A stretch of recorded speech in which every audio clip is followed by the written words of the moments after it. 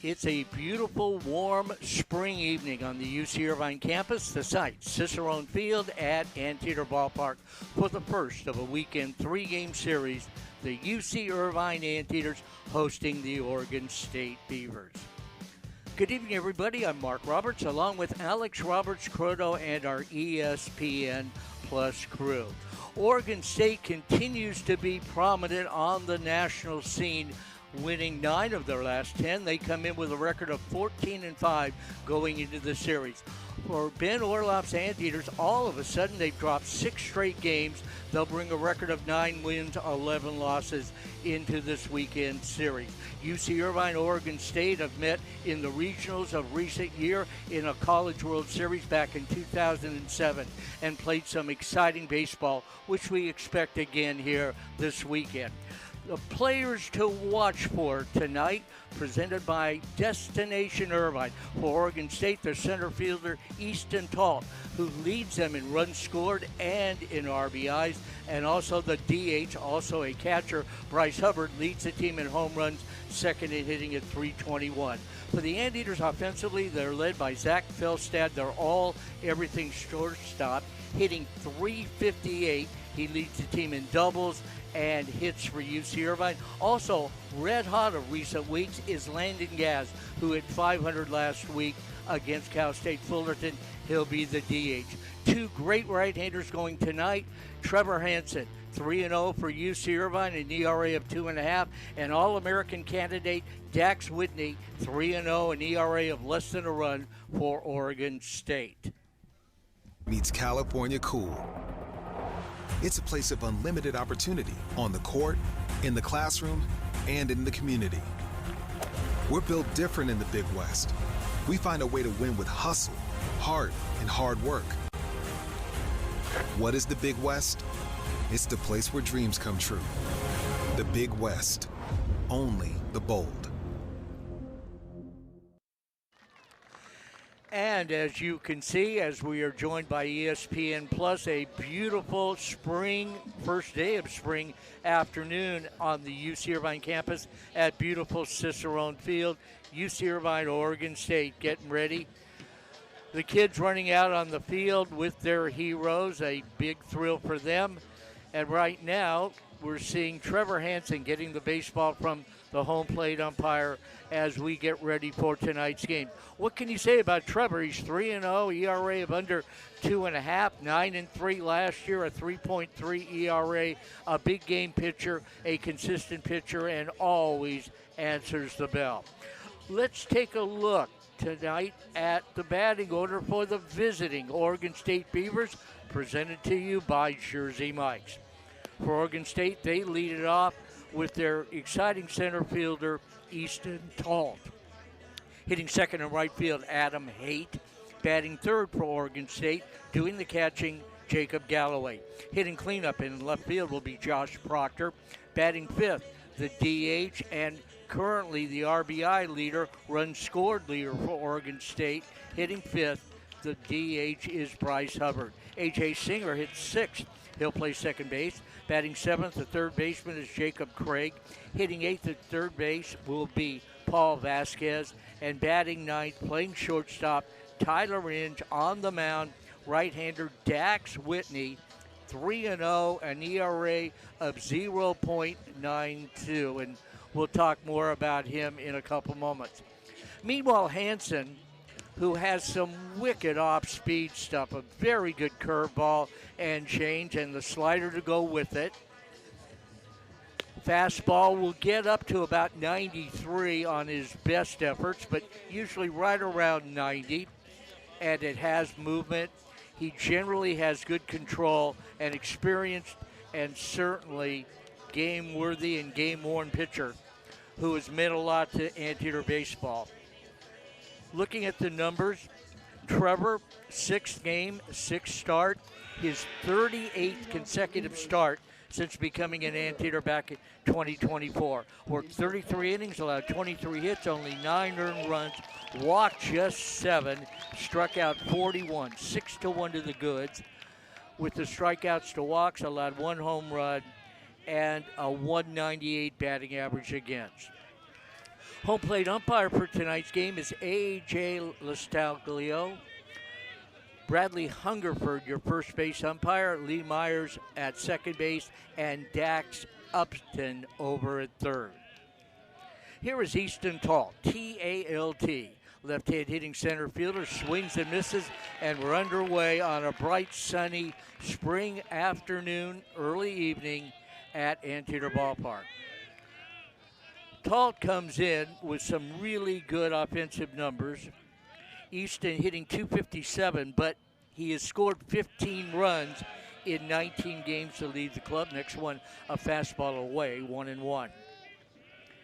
Has 19 hits, third on the ball club, 16 RBIs to lead the team. So when he hits in big situations. One home run to go with it.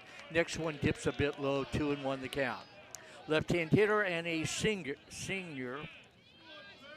Talt stands 5'10", from Everett, Washington, and went to Sunrise Mountain High School in the state of Arizona. The 2-1, and that drops low, ball 3, 3-1 the count. Oregon State in their black jerseys with the traditional road gray pants, orange and white numerals, the colors of the Beavers. 3-1 pitch, and that's in there, strike two. Inside corner at the knees. Some crackle on that fastball. Full count, 3-2. Anteaters in their camouflage home jerseys, which is the favorite of the starting pitcher who gets to pick the uniforms that the Anteaters play in. 3-2 is lifted foul behind the plate and out of play. So Hansen loves the camis and the home whites, and that's what the Anteaters will wear here. Infield back, the outfield a step or two towards left for senior Easton Talt. Trevor gets his sign. Payoff pitch is outside, ball 4. So Talt, very good at that, works a leadoff walk. That is rare. Only the 8th walk issued all season long for the Antietam right-hander Trevor Hansen. 8 in 33 innings, so he walks just a nick over 2 a game. A leadoff walk, and here is Adam Haight. Haight hitting second and in right field. Hitting .283, solid season. 15 hits, couple of home runs, and 7 runs batted in. Talt, the senior, a moderate lead. Hansen's pitch, and that's a bit outside, ball 1, 1-0. Trevor Hansen, in addition to being one heck of a pitcher, fields his position almost at an elite level. Great glove, very poised, and has a very good move over to first. 1-0 pitch, breaking ball in there, 1-1. We'll set the Anteaters on defense following this pitch to right-hand hitting right fielder Adam Tate. Hates a sophomore. Feet close together. Infield double play depth. 1-1 pitch, misses inside, ball 2, 2-1. Trevor Hansen on the mound behind home plate, Efren Ortega. Alonzo Reyes at first. Noah Alvarez at second. Zach Philstad, the Antietam shortstop, and Lucas Shermer over at third. 2-1 bounce, fair over the bag at third, past the dive by Shermer, down into the left field corner, turning first and breezing into second is Haight. Talt will stop at third on a hard one hopper, fair by inches over the bag. Oregon State in business, second and third, nobody out. So the ball struck well. Fair by maybe 3-4 inches.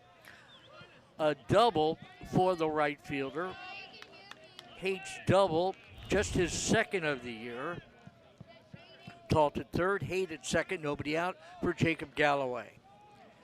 Galloway in the third slot, left-hand hitting catcher. Galloway leading the club in hitting at .338, leads them in hits with 22. First one is over, strike one called to the left-hand hitter. He is second on the team in runs scored with 13. 7 doubles, no homers. He's driven in 10. Infield back for Irvine. Hansen's pitch swung on and missed. That was a changeup away, and the count 0-2. Hansen, an assortment of breaking and off-speed pitches that makes him one tough customer. He'll need to be right here, second and third, nobody out. 0-2 to Galloway. Right-hander back. Breaking ball, got him swinging in the dirt. Picked up by Ortega, looks the runner back to third, record the strikeout at first. That's a big strikeout for Hansen, but far from out of the woods. Second and third, one out for left fielder, cleanup hitter Josh Proctor. Trevor's fastball, as we said, 88 to 93. Changeup is an elite pitch for him. Very good curveball, and the slider improving as the season and the career move on. Infield remains back for the right-hand hitter with the open stance. That one, a breaking ball over, strike one call. Hansen, in his first at-bat, went 8 pitches to walk the leadoff hitter. Missed just a couple inches with the fastball. More breaking stuff right here. Fastball swung on and missed. He tied up the right-hand hitter. He was out of balance as he swung at it. Quickly 0-2. Proctor, a freshman, big, strong guy at 6'5", 235, from Altadena, California, out of well-known Marantha High School. Next one, punch foul, first base side. Out of play, over the netting to what's called the anthill, the grassy knoll area behind the visitor's dugout. Count holding at 0-2. Didn't get the anteater outfield in a moment ago. We'll get it to you now. 0-2 pitch. Hansen. Fly ball hit to medium left center field. Drifting over is Farmer in the vicinity. Doyle. Tommy makes the catch. The runner tags at third and will score. So Proctor with 2 strikes, a very good at bat. A sacrifice fly to left center field. Drives in a run. Oregon State takes a 1-0 lead. Zach Doyle, the left fielder, you saw him a moment ago. As we see the replay, he'll converge, but the center fielder, Tommy Farmer, making the catch. At right field, Frankie Carney for the Anteaters. So Oregon State draws first blood. 1-0 our score. Here is Bryce Hubbard. Hubbard, home run leader with 4, a big cut and misses, 0-1. Listed as a catcher, they have 2 very good hitters. In fact, the 2 leading hitters batting average-wise for Oregon State are both catchers. Galloway catching, Hubbard as the DH, swings and misses again, 0-2. Bryce leads the club with 4 home runs. His 13 RBIs ranked second. 0-2 the count. 6 foot, 225. Takes strike 3 called. The slider got him looking, so Hansen got into some trouble and gets out of it, giving up just 1 run, striking out 2 in the inning. He gets Hubbard looking for Oregon State. A run, a hit, a man left. After a half inning, Oregon State won. UC Irvine coming up on ESPN+. Watching on ESPN+. Big number 8, just a sophomore, and he is really somebody being closely followed by all major league teams and their scouting departments. Whitney with a 3-0 record and 0.92 ERA. His 6th game, his 6th start. We'll give you the numbers in a moment. Now let's take a look at the home team, their batting order for UC Irvine, presented to you by Jersey Mike's. For UCI, Tommy Farmer leads it off, the center fielder. Frankie Carney hitting second in right field. Batting third, the first baseman, Alonzo Reyes. Zach Vilstad hitting cleanup at short, with Landon Gaz, the DH, batting fifth. Zach Doyle in left field hit sixth. Lucas Shermer batting seventh at third base. Eflin Ortega doing the catching, hits eighth. And batting ninth at second base for Ben Orloff's Anteaters, Noah Alvarez. For Whitney, he has a 17 strikeout game already this year, and what we're, I would say about 40% of the season tucked away. 3-0, a 0.92 ERA. In 29 and a third innings, a right-hander over the top. It's over, strike one to Tommy Farmer. He has struck out 54 batters. That is just under 2 per inning, 17 per 9 innings. He's walked 10, walks about 3 per 9 innings. Fastball outside 1-1. Whitney over the top, coming downhill at 6.5. Fastball's been clocked up to 100. This is the college game, folks. Usually 97 to 100. Back, fastball lifted to right field. Trying to find it in the sun is the right fielder, Adam Haight. He does, one away. Farmer able to make contact with a fastball, but a lazy fly to right, one gone. Here's Frankie Carney. Whitney has allowed just 3 earned runs, 15 hits in 29 and now 2/3, so 1 hit every 2 innings, 4.5 per 9. Opponents hitting 150 against him. He has allowed 2 home runs. Here's Carney, left-hand hitting junior from San Diego. Frankie takes a fastball, and that's over, strike one called. Carney from St. Augustine High School. It's been a struggle for Frankie early in his junior year, averaged at 239. He hit 331 and played a lot last year. Swings and bounces went up the first baseline and foul, 0-2. Carney, 4 doubles, 4 RBIs. We'll set the Beavers defensively after this next pitch to Frankie Carney. Alonzo Reyes on deck. A little more about one of the top pitchers in the country, no question about it. Dax Whitney, 6'5", 218. He's from Blackfoot, Idaho. Next one is lined into left field, a 1-out single. So Carney down in the count 0-2 and hits a rope into left. Anteaters have the tying run aboard with 1 out. Setting the Beavers defensively on the mound, Dax Whitney behind home plate, Jacob Galloway. Jacob Craig at first base, A.J. Singer at second base. The shortstop is Tyler Inge, Paul Vasquez at third. Josh Proctor in left, Easton Talt in center field, Adam Haight around in right. 1 on, 1 out for Alonzo Reyes. Reyes and the hitter behind him, Zach Philstad, have been the 2 Anteaters all year that have been consistently excellent hitters. Pitch inside, ball 1. 1-0 to Alonzo. Reyes at 353. His 24 hits, second on the club. The left-hand hitting junior first baseman checks up on a fastball in. That at 92, 2-0. Not only does Whitney have the great fastball, he has good breaking stuff. And the breaking stuff, the slider, etc., usually exceed 90. 2-0 here. Reyes hit his first home run last weekend at Fullerton, fouls it back 2-1. Alonzo really broke out last year, late in the season in mid-May, and had a great regional in Westwood at the UCLA Regional. Couple of home runs, and been a starter from day one and a quality hitter. Hometown of Inglewood, out of Culver City High. Fastball, that's over. 96 with the fastball, 2-2. Now Oregon State will move their third baseman, Paul Vasquez, over to the right side of the infield with 2 strikes. The shortstop, Tyler Inge, who is playing Reyes to pull, now straight away at short.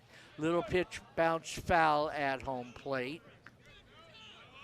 Just getting a piece of it to stay alive is Reyes. Count holding it 2-2. Ballpark, the field itself in great shape as always. Headed up by that fine staff, headed by James Yogi, Austin Ortiz, and Josh Yogi, our grounds crew. Whitney back 2-2, breaking pitch in the dirt, check swing. They'll appeal, no swing. Count goes full, 3-2. Ballpark is symmetrical, 335 down the left and right field lines, 380 to left and right center field. The power alleys 408 feet to dead center field here at Cicerone Field on natural Bermuda grass. Gorgeous scoreboard out there in left center. Beautiful Newkirk Pavilion where the coaches' offices reside and the players' locker room and player areas there. 3-2 is swung on and missed. Runner going, and there is no throw. Carney steals it.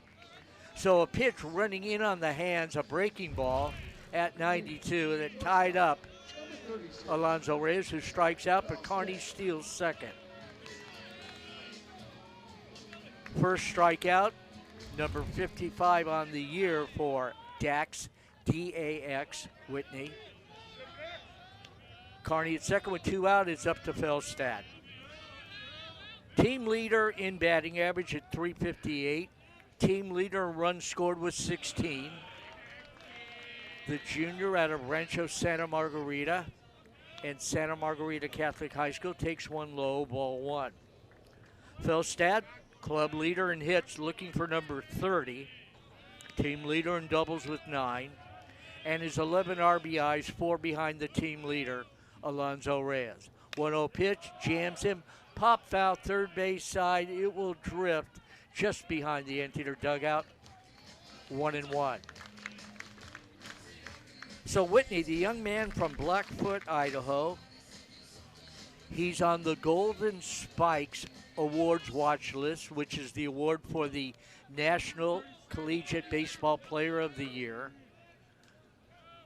A whole bunch of scouts watching him each and every outing, and just a sophomore. Over the top, swing and a miss, 1-2 to Felstad. Felstad himself looks like he's going to be an all-league candidate for the Anteaters, having a great junior year, and he does it on both sides of the baseball. Carney at second, 2 out, 1-2 the count. Whitney to the Anteater shortstop, a swing and a miss. Fastball went up the ladder and strikes out Zach Felstad. Anteaters have a hit, leave a man at second after 1-0 Oregon State, ESPN Plus and KUCI.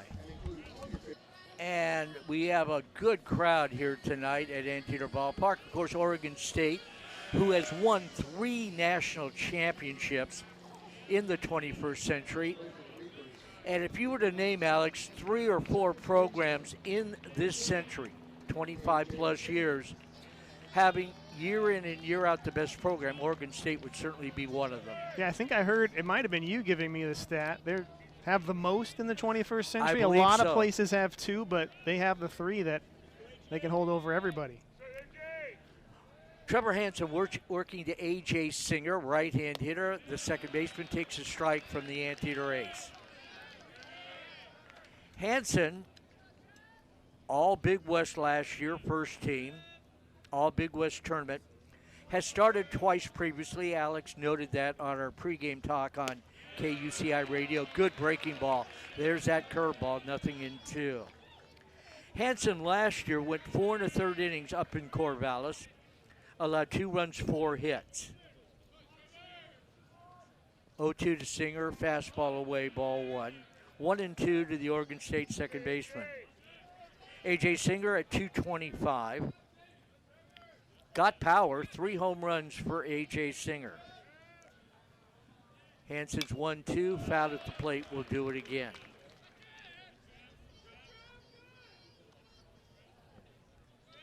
Singer from Glendale, Arizona, out of Mountain Ridge High School, and went to Iowa Western Junior College before making it to Oregon State. He's a senior, bats out of that crouch. Hansen's pitch is lifted behind home plate. Might be a play for Ortega, should be. He's there, one hands it, one away. Nice effort by Efren. That's a lot more difficult than it appears. And again, with the bright sunshine in certain parts of the early evening and the shadows, Ortega made it look routine. One gone. Singer fouls out to the Antietam catcher. Here is Jacob Craig. Craig, big right-hand hitter, spread out, slightly open. And the big first baseman fooled on a slider that time. Couldn't hold up, nothing, and won the count.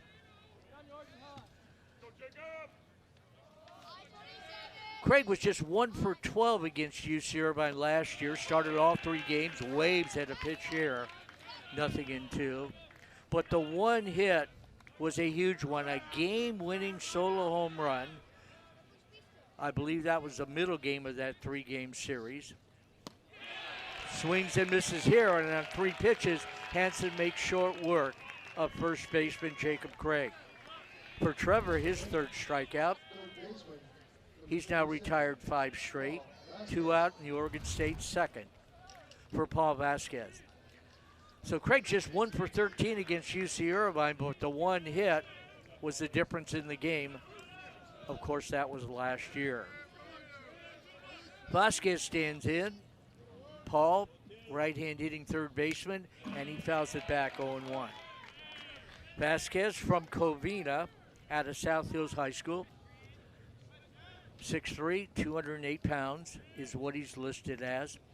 Having a solid year, hitting .275. 14 hits, 2 homers. He'll take a strike, nothing in 2. He's driven in 4. Hansen very efficient here in the 2nd inning. Walked the first batter of the game, gave up a double. A sacrifice fly in the 1st inning, but back in a groove right now. Trevor back 0-2, swing and a miss. Fastball around the shoulders. He strikes out 2 in the inning, 4 so far tonight. Oregon State tiptoes through the top of the 2nd after an inning and a half. Oregon State 1, UC Irvine nothing on ESPN+.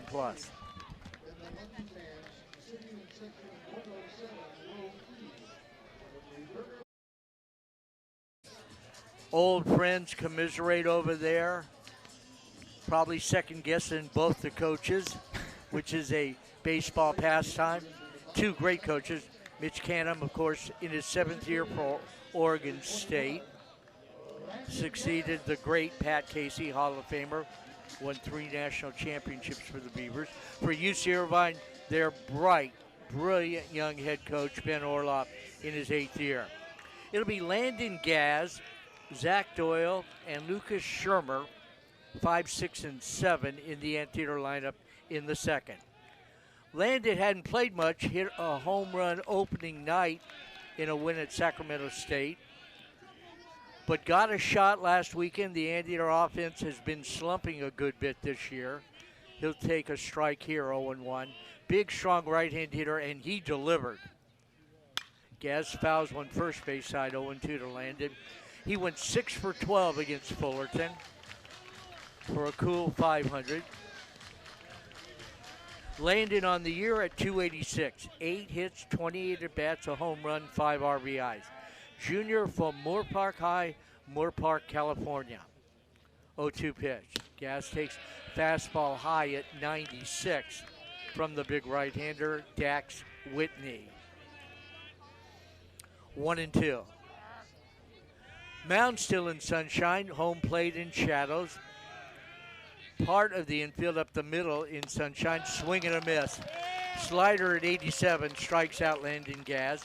Whitney now has struck out 3 in a row. Nothing new for him, 57 on the year in 30 2/3 innings. Here is Zach Doyle. Doyle had a nice weekend at Fullerton in a forgettable weekend, of course, for the Anteaters. They were swept, trying to get rid of a 6-game losing streak here tonight against one of the premier pitchers in the country. Vasquez in on the grass at 3rd for Doyle, who takes inside and low, ball 1. Zach had 4 hits last weekend. I believe started 2 of the 3 games. Doyle, a freshman, 7 for 39 in his young Antietam career, 3 RBIs, swing and a miss on a letter-high fastball. 1-1 the count. Zach from Ladera Ranch, redshirt freshman out of San Juan Hills High. Dax Whitney, Turns over the top, 12-6, swung on and missed. He's 6'5", he comes right downhill. The old classic. The style, type of pitching and release point you saw so much in the early years of baseball. And boy, Whitney, he can power it with the best of them at any era. Next one sliced foul by Zach Doyle. Count reverts to 1-2 strikes. You mentioned Doyle a little bit, 4 hits over the weekend. The Anglers actually out-hit Fullerton 33-31, but no wins. That kind of tells you how the rest of the series went. Yeah, they left a lot of runners on base. A lot of games this year, they haven't hit a lick. Swing and a miss on the slider, and Doyle strikes out. 4 consecutive strikeouts for Dax Whitney, 2 away. They did have some games early in the year where they scored consistently, but even then, it wasn't so much the hitting. They were smart. They got walked. They got hit by the pitch. They moved the runners around. So they showed signs, the offense last weekend at Fullerton. Now, against this guy, all the rules go by the board. Whitney's that good. 2 out, nobody on. Check swing, no swing. Ball 1 to Lucas Shermer. Shermer actually began his collegiate career last weekend at Fullerton. The first pitch he saw as a collegiate player, a base hit. Easy as that, right? Of such things, legends are made. 1-0 to Lucas. Right-hand hitting third baseman, fouls it back, 1-1. Shermer, good size, 6'3", 200-pounder, freshman from Hermosa Beach out of famous Miracosta High School. I'm a bit older than you, Alex, so we'll do a story on Miracosta after this pitch. 1-1, outside ball 2. Miracosta at one time was supplying about 1/3 of the U.S. Olympic team in men's volleyball. Okay. In the days of Karch Karai and so many others, won't go down the list. But it's right on the beach. 2-1, swung out and missed 2-2. Hey, you're talking my wheelhouse, volleyball. I got a famous volleyballer in the family. And, yeah, Miracosta, Redondo Union, all of those schools. Right. Yeah, that's where the beach volleyball also got started, all those great tournaments years ago. 2-2 to Lucas. Pitch low, ball 3. And Miracosta's had some good basketball teams also. Baseball. Don't remember quite as much in football. But that'll be the epicenter. The Olympics are coming here in a couple years. I believe Manhattan Beach and that area. Oh, yeah, it's gorgeous there. Be a big scene. Yep. A little north of Huntington Beach, but if there's a second Surf City, USA, it's right there in Hermosa and Redondo. Swing and a miss on a fastball up, and Whitney strikes out the side. That fastball at 97. Anteaters go in order. We play 2. It's 1-0 Oregon State.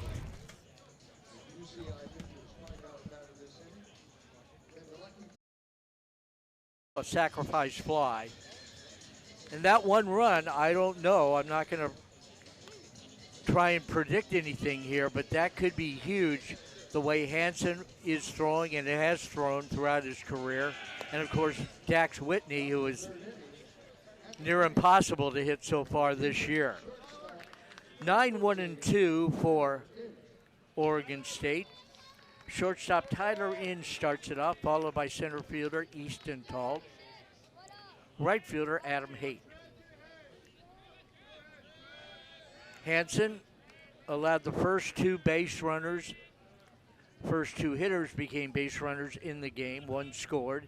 Since then, he set down 6 in a row, striking out 4. He'll start the number 9 hitter with an 88-mile-per-hour fastball on the outside corner, 0-1 to Tyler Inge. Inge, a sophomore.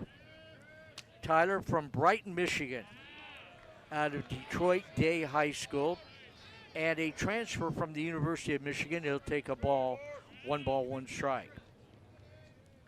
Inge at 237 on the year. Hansen backs off the rubber a moment. Tyler, couple of doubles, a triple. He's driven in 3. Shows bunt, takes upstairs ball 2, 2-1. Tyler certainly comes from great baseball heritage and the baseball pool gene, doesn't he? His dad played 13 years in the big leagues. Probably heard of him, Brandon Inge. Pretty good ball player. Little bouncer back to the mound. Easy play for Hansen, and he'll throw out Inge. Inge a little comebacker, one gone. Yeah, that makes sense why he's from the Detroit area and went to University of Michigan. Inge, a legend with the Tigers. I kind of think of him as maybe the Darren Erstad of that team, just a grinded-out guy that, you know, just played baseball the right way. Yeah, he was a solid big leaguer. One out, nobody on for Easton Talt.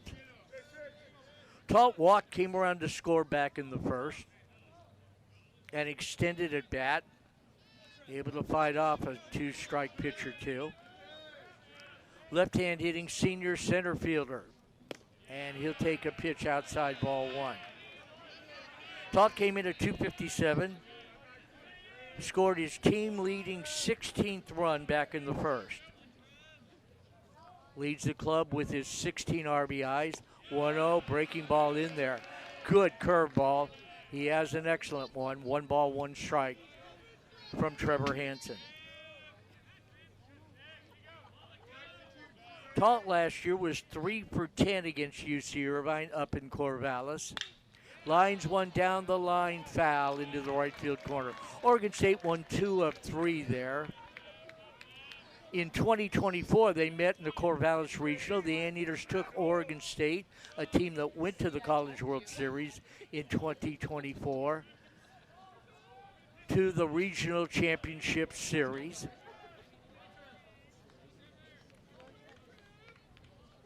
One and two here. Oregon State leads the all-time series 9-7. Pitch outside, ball one. Oregon State eliminated the Anteaters in the 2007 College World Series, where the Anteaters finished 4th. They had a couple wins, of course, in that series, and Oregon State went on to win the whole thing. That was their second national championship back-to-back. Change up away, full count, 3-2. On the other hand, we'll talk about that after this pitch. Hansen's 3-2 is outside, ball 4. Trevor's walked 2, and he's walked Easton Talt each time, 1 on, 1 out. Snaps a streak of 7 in a row, retired by Trevor Hansen. UC Irvine back in 2014 was one of the last 3 teams to get into the NCAA postseason tournament and went to the Corvallis Regional against the #1 national seed. Not only the #1 seed in the West Regional, the #1 national seed, Oregon State. Hansen over to first to tie up Easton Talt. And the Anteaters ended up winning that regional, winning the Super Regional against the #3 national seed, Oklahoma State, and went on to the College World Series where they won a game. Around the bunt, bunting it foul behind the plate is Adam Haight, 0-1. And they knocked out Oregon State, beating the Beavers 2 out of 3 to win that regional. The Anteaters also had a win in that regional to start it off against UNLV. So it's been back and forth. You know, the years of Evan Brock, Elliott Surrey, getting them. They had to go a 7th game that series, so it was no fluke. Morales and group ground ball wide of third, past the dive by Shermer out into left field. So Hansen has had no trouble with 7 hitters of the 9 for Oregon State, but the leadoff hitter and #2 hitter have all reached both times they've come to the plate. Sharp ground single through the 5-6 hole. Talt, of course, stopping at second. Doyle was right on it. Second and first, 1 out. And back in 2021, Alex and I were right here at Anteater Ballpark, a 3-game weekend series coming off of COVID. Oregon State is always really good. Ben Orloff's Anteaters, not only were they good and won the Big West Conference, they set the record for most wins in a single season in Big West Conference play with 32. Played Oregon State a 3-game memorable weekend series. Just for me, here's ball 1 to Jacob Galloway. playing him to pull, infield double play depth. Galloway takes ball 2, 2-0. But for all the years I've called Antietam baseball for 25 years on a weekend 3-game series, non-conference, easily the best non-conference 3-game series I've ever been a part of and been fortunate enough to call and be here. 2-0 pitch, driven to center. Farmer should have a play, drifting back with all that speed, makes the catch. Tagging from second goes Easton Talt. He'll go to third. So Galloway squared it up but hit a line drive to the deepest part of the park. Second out of the inning. They're at the corners with 2 away. Anteaters won the 3rd game of that series in the 12th inning on a walk-off pinch hit single. And who can forget that? By Thomas McCaffrey, a freshman who made quite a name for himself in his Antietam career. And that was one of the big moments he had in his career. He also had a game-winning home run in extra innings the next year when the Anteaters went to Corvallis to play Oregon State a 3-game series. First and third, 2 out, outside ball 1, the cleanup hitter, Josh Proctor. Proctor, a sacrifice fly to center back in the first. Yeah, it's never been easy between these squads. Almost every game decided between 3 or 4 runs. Pitch over 1-1. The only time was when the Anteaters got them last year 12-0 to start the series, and the Beavers just came back and won it. Yeah, I had to blink when I first looked at that score. I got in the broadcast late. 1 ball, 1 strike to Josh Proctor. Hanson over to first. Close, but back with a head-first dive is Adam Haight. Yes, the games have been close and extremely entertaining between these two teams. And after all, the Anteaters have been to the postseason 3 of the last 5 years. Oregon State every year of the last 5. 1-1 pitch is lifted high into the air, twisting foul. Taking a look is Lucas Shermer. It'll twist out of play. 1-2. And yeah, that last time they were here, guys you'll see in the big leagues this year, Jacob Melton sending a game to extra innings, Wade Meckler. And the Anteaters had some on their side too. That are getting ready to go to the big leagues. Dylan Tatum with the home run to win the series, walk it off on Sunday. Home run Tatum. Had 15 of them that year. 1-2 pitch. Breaking ball just inside 2-2. Mike Peabody, part of that team. They had so many good players. It was a Trenton Denholm Friday nights for the Eaters. Right.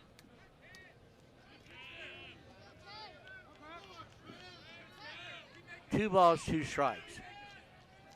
Deuces Wild with 2 on, 2 out. In the third, 1-0 Oregon State. Pitch is high, runner breaks to second, a bluff by Ortega. They will concede the base. It'll be a stolen base. Oregon State hoping the Anteaters throw through and maybe they have a chance to pull a double steal and steal home. So Haight goes to second with the steal. He's now just 3 for 7 on the year. 3-2 pitch is bounced foul. We'll do it again. So Proctor hanging around. Count holding at 3-2. Bryce Hubbard on deck. Oregon State, of course, now an independent. And you can bet your bottom dollar, barring unforeseen injuries and mishaps, Oregon State will be part of the NCAA tournament come June. Line drive to left center. Moving over is Doyle to make the running catch. Sack needed a great jump. He got a great jump, had closing speed, and caught it at a sprint waist high. Takes 2 runs away from Oregon State. Nice play by the Antietam left fielder. A hit to left after 2.5, 1-0 Beavers on ESPN+.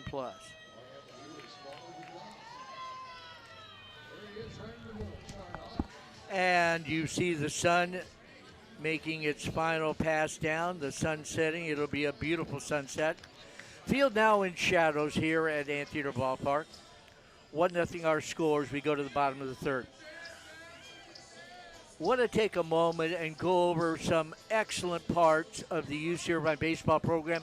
Tonight, the team managers, Julian Rulis, Carson Pimentel, Connor DeBenin, Dylan Ariai. All of them do a great job of helping the Anteater coaching staff, the players. They go above and beyond and do so many other things. You think they just pick up after the Anteaters. No, no, no. They're working on video. They're working on drills. They're helping the Anteaters with schedules between classes and, of course, their play on the field. Ball one here to Efren Ortega. All four of them really personable and extremely bright young men going places. So got to get their name out there. There's ball two, a changeup in the dirt at 83. 2-0 to Efren Ortega. Whitney has struck out the last 5 batters he's seen. He's allowed 1 hit, facing 7 hitters through 2. 2-0 pitch to Efren is high, ball 3, 3-0. Whitney walks 1 batter every 3 innings, and boy, you'll take him. He has struck out 59 in 31 innings. Next one, and that's on the outside corner, 92 with that one, 3-1 the count. Ortega comes in hitting 255. The bat has really picked up the last couple of weeks. He has a double, he's driven in 6. Always does a nice job behind the plate. He'll take strike 2 here. Count goes full, 3-2. Efren, just a sophomore, wearing number 50 from Sylmar out of Birmingham High School. Payoff pitch to Efren Ortega. Check swing, and it was in the dirt. He didn't realize it was in the dirt, so having time to pick up the baseball, Jacob Galloway records a strikeout by tossing down to first.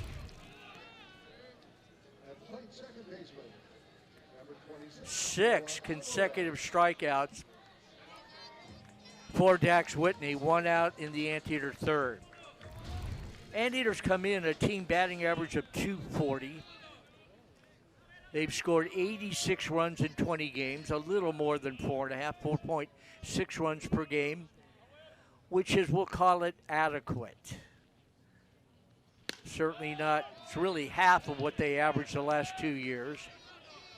And the pitching, which was so good the first 3 weeks of the year when they went 8-4 against some top-flight competition, has not been the same since.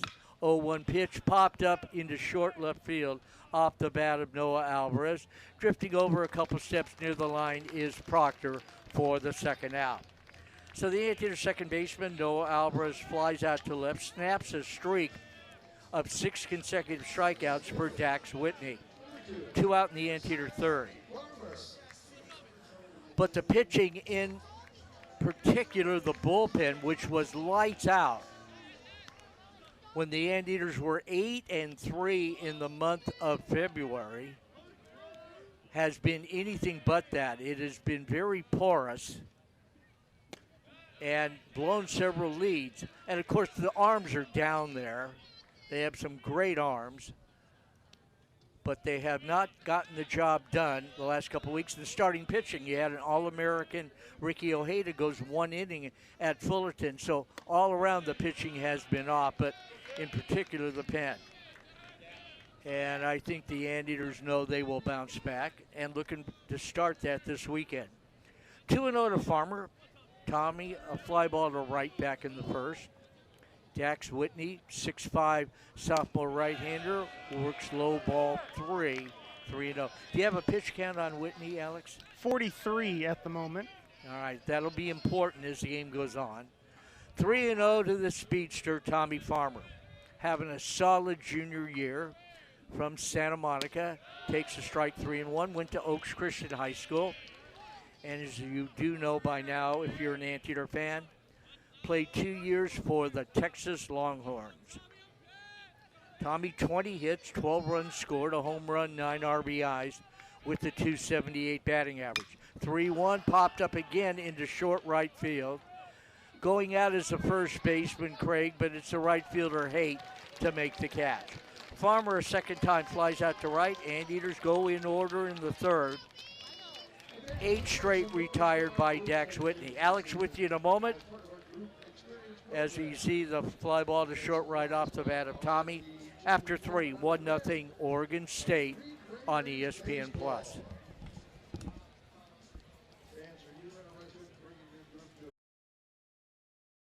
Balls on this game tonight, both in the stands and watching on ESPN+. Thank you to our friend John Powell helping us out. Jalen Delphin back at KUCI 88.9 FM, taking our orders, putting it on the radio waves. Close one so far, 1-0. A lot of pitching as expected. Trevor Hansen back on the mound. First 2 batters of the game, a hit and a double. One of those came home. Since then, he's fared fairly well as the first pitch high to the 5-hitter, Bryce Hubbard. It'll be Hubbard, Singer, and Craig. For the Oregon State Beavers, 14-5 record, ball in the dirt, blocked by Efren Ortega.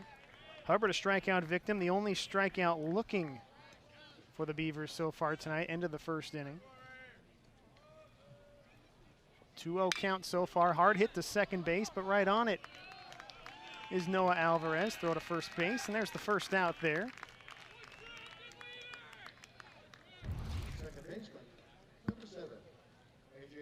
So Trevor, outside of the top 2 batters in the order, he's gotten the rest of the lineup. Walks to Talt, single and a double to Adam Haight. There's A.J. Singer, fouled out to start the second.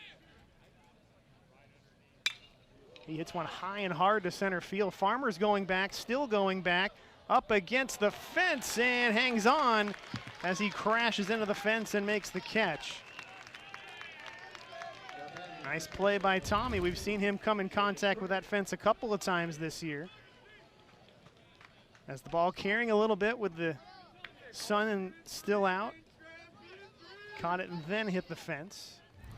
No issue, 2 quick outs here for Trevor Hansen. Right on to Jacob Craig, went down on 3 pitches. His first time up, takes a ball up and away. Farmer makes all the plays out in center field. The only balls he's missed all year were 2 balls he couldn't see the baseball and almost hit him in the head. He is one outstanding defensive ball player, and he has immense offensive skills to boot, but the defense really stands out. He's out there pretty deep for Craig, who's a whole lot of Beaver out there. 6'5", 270. He takes a whack, fouls it off of Efren Ortega's glove. Count is 2-1. Craig this year, that average dipping below, or right at 200 to start this at-bat, 11 for 55. 6 extra base hits. The check swing, they appeal, he goes around. And Trevor's suddenly back in the count. 2 balls and 2 strikes. 2 out, nobody on here, top of the 4th. It's Craig, the 6'5" batter, with a little bit of a crouch in that right-handed batter's box. Ball right at his feet. Count will go full here.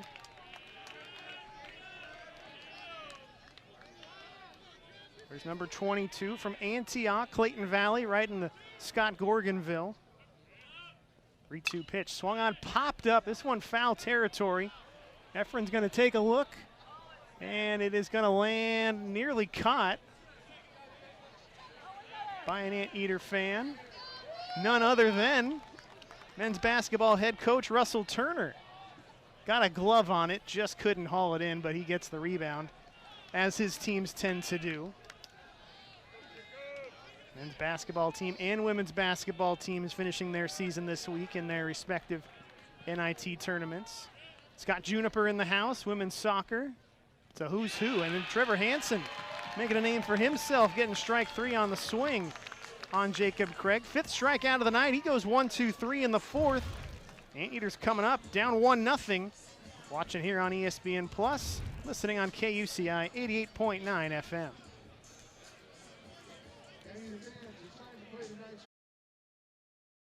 Turner getting some advice on the baseball field from our friend Chris Lamano. 23 wins for his team, regular season champs. The Anteaters have now won the Big West 10 times in men's basketball, 8 under Coach Turner's tutelage. Made it to the championship game in the Big West tournament. Lost the other night here, hosting an NIT game against UNLV, Josh Passner's UNLV team. Tamara Inouye on the other side for the women. Share of the regular season title.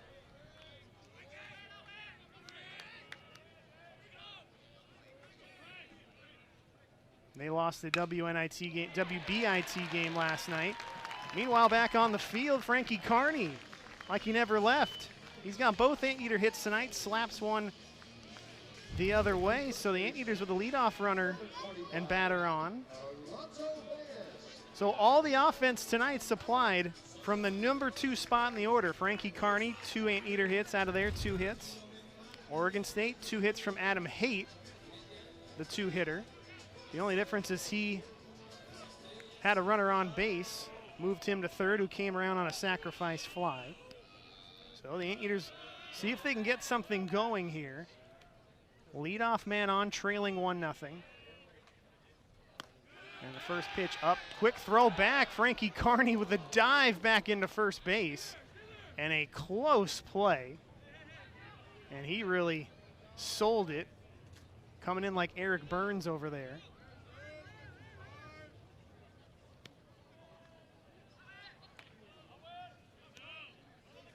Ball 1 to Alonso Reyes.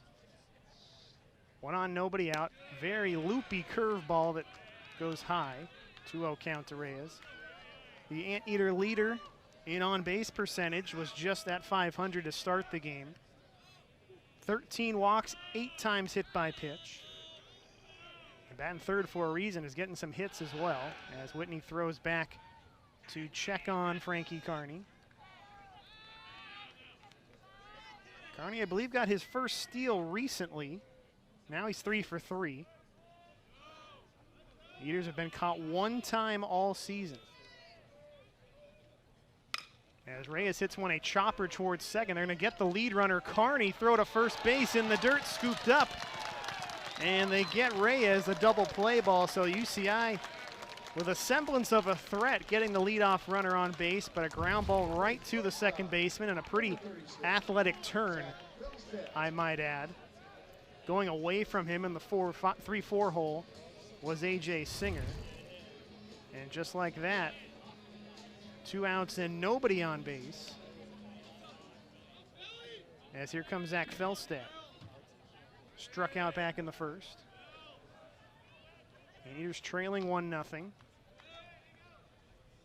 Dax Whitney back to his windup and pours in a ball low on pitch number 50 of his evening.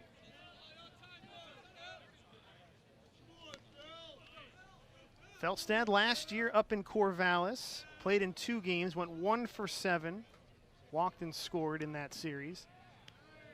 He's the man now batting cleanup for UCI. Pitch on the inside corner, 96 on the scoreboard gun.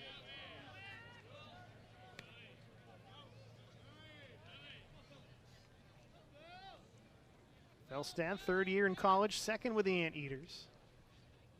Whitney, the bright orange cleats. That one a curveball that 76 on the gun there, finds the outside corner. If you can change speeds like that, it's going to be really hard to get anything, let alone contact. Got a 1-0 lead. Ready to go, here comes the pitch. Felstad fights one off the end of the bat, cues it towards third base, and pinballs it right off the bag. So it wasn't pretty, but it'll be a base hit in the books. The Anteaters now have 3 hits to Oregon State's 2. And now with 2 outs. And not much the third baseman there, Paul Vasquez, could do. Let it roll, but The finely manicured infield by James Yogi and the crew. Helping Felstad there. The hit for him, number 30, leading the Anteaters. And here comes Landon Gaz. Breaking ball over for a strike. Homered on opening day, helping the Anteaters go ahead and win at Sacramento State. Was shuffled through the deck. A lot of Anteaters playing left field and DH. And he's come through it a big 6-hit week last week. Out in front of a ball in the dirt. Behind 0-2 to Dax Whitney. 2 hits in the inning for the Anteaters, but a double play ball has cut down their rally. Still a light sky. Sun nearly set here. Beautiful night here at Cicerone Field. The 0-2. Outside. Oh, we got a little bit of a movement from home plate umpire A.J. Lastaglio, but the call goes Landon's way, 1-2.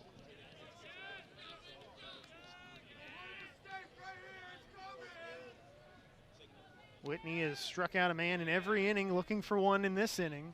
The 1-2. And he'll get it right there. Foul tipped into the glove. Strikeout number 7 on the night for Whitney. He gets through an inning where he gives up 2 hits, a double play ball helping him out.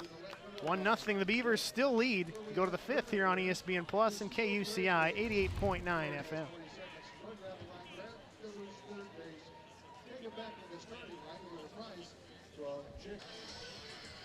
On the first night of spring, a beautiful night. We're blessed with good weather on a beautiful campus at a pristine ballpark.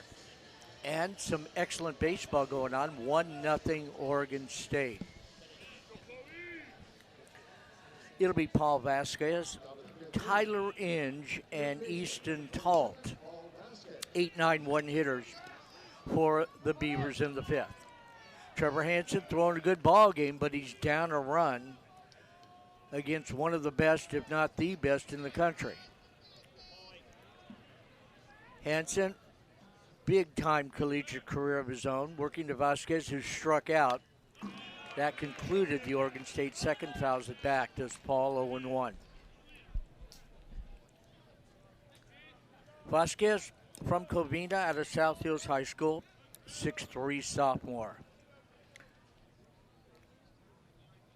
Hansen with that leg kick, and the pitch is pulled foul into the Anteater dugout, and people scramble to get out of the way.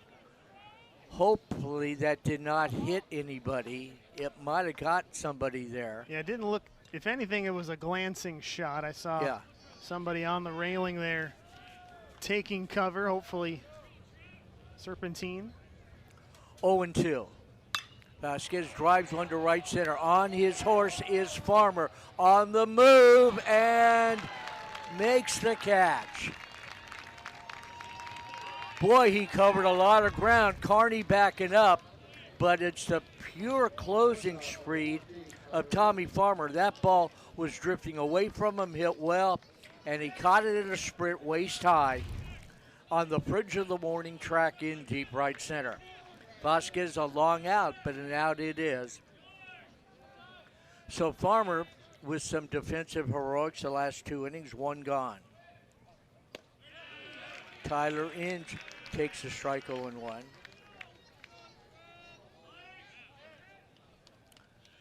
Inge in the 9-hole, right-hand hitter and Oregon State shortstop. Fastball misses 1-1. Hansen out of Royal High School in Simi Valley. Trevor threw 4 no-hitters in his high school career. And you can see why with what he's done in college. Pitch swung out and missed. 1 ball, 2 strikes. That's something he's got over Dax, who, to be fair for him, I don't think there are many high school teams in Idaho and that part of the country. I would say the population a little more sparse. And just the weather, everything they got to deal with.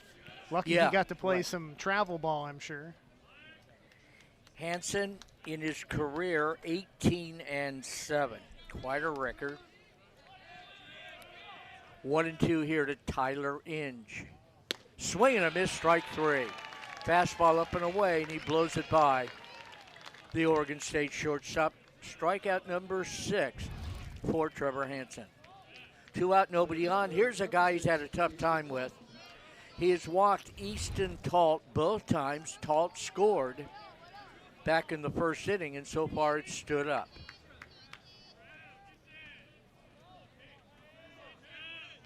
Trevor has one sister. Hansen winds, and the pitch foul directly back 0-1. Engaging young man. And if he stays healthy, and he figures to, he has answered the call every game at UC Irvine. He could have a splendid pro career. Pitch away, 1-1 the count. Talt from Everett, Washington. That's a beautiful town. I was up there, who knows how long ago. Long time. Base hit to right field for Talt. Hits a line drive between the first and second baseman. 3 at bats. He's aboard 3 times, his first hit. 1 on, 2 out. Here's the other guy that Trevor Hansen's had a tough time with. Adam Haight doubled in the first inning, set up the 1 run in this ball game, and last time up single. Between the 1 and 2 hitters, they have 2 walks, 3 hits, and that's all the hits Oregon State has. Hansen from the stretch, and the pitch over, strike 1. Anyway, finishing up about Everett, Washington, where Talt is from. Beautiful lake up there, Lake Everett, and it's a very desirable place to live in Washington, as I said, about 40 miles from Seattle. Pitch away, 1-1. Haight in right field. He's a sophomore from Snohomish, Washington. Swings and hits one well to left center. That might be trouble. Moving over is Farmer. Also Doyle. It will land between them and 1 off the wall. Running on anything hit with 2 out. Talt will score all the way from first. Haight an RBI double. It's 2-0 Oregon State. So Hansen throwing a heck of a game, but he cannot get the 1 and 2 hitters out. And they burn him again for the second run. Adam Haight is 3 for 3. So the Snohomish, Washington product really hurting the Antietam right-hander.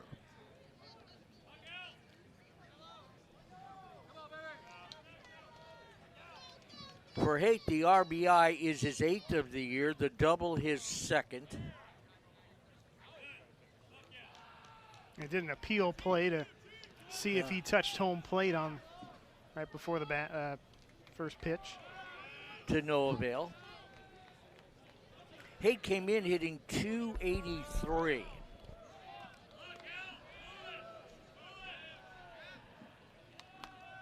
Now the average well above 300 as he stands at second. Pitch low and away, ball 1 to Jacob Galloway. Galloway, left-hand hitting catcher, struck out back in the first and lined out to center back in the third. 2-0 Oregon State. Anteaters trying to stop it right here. They're up against one tough customer. That one low and away, 2-0.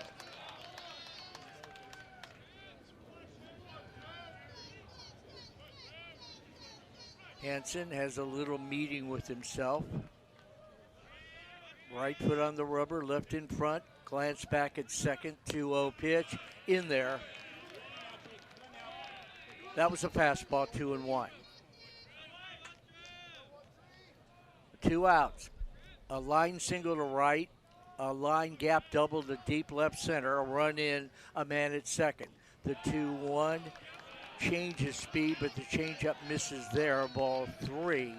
3-1 to Galloway. Josh Proctor in the on-deck circle. Lights now taking complete effect here as we play top of the 5th. Hansen, a token throw back to his shortstop, Felstad.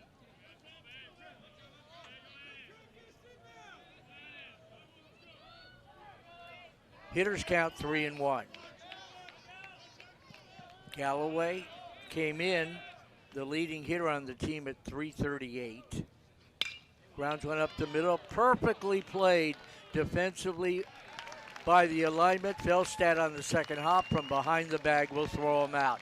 They played him to pull, and he hit the 2-hopper right at the Antietam shortstop. There is the smooth Zach Felstad in action. 6-3 in the putout, a run, 2 hits, a man left halfway through it. It's Oregon State 2, UC Irvine nothing.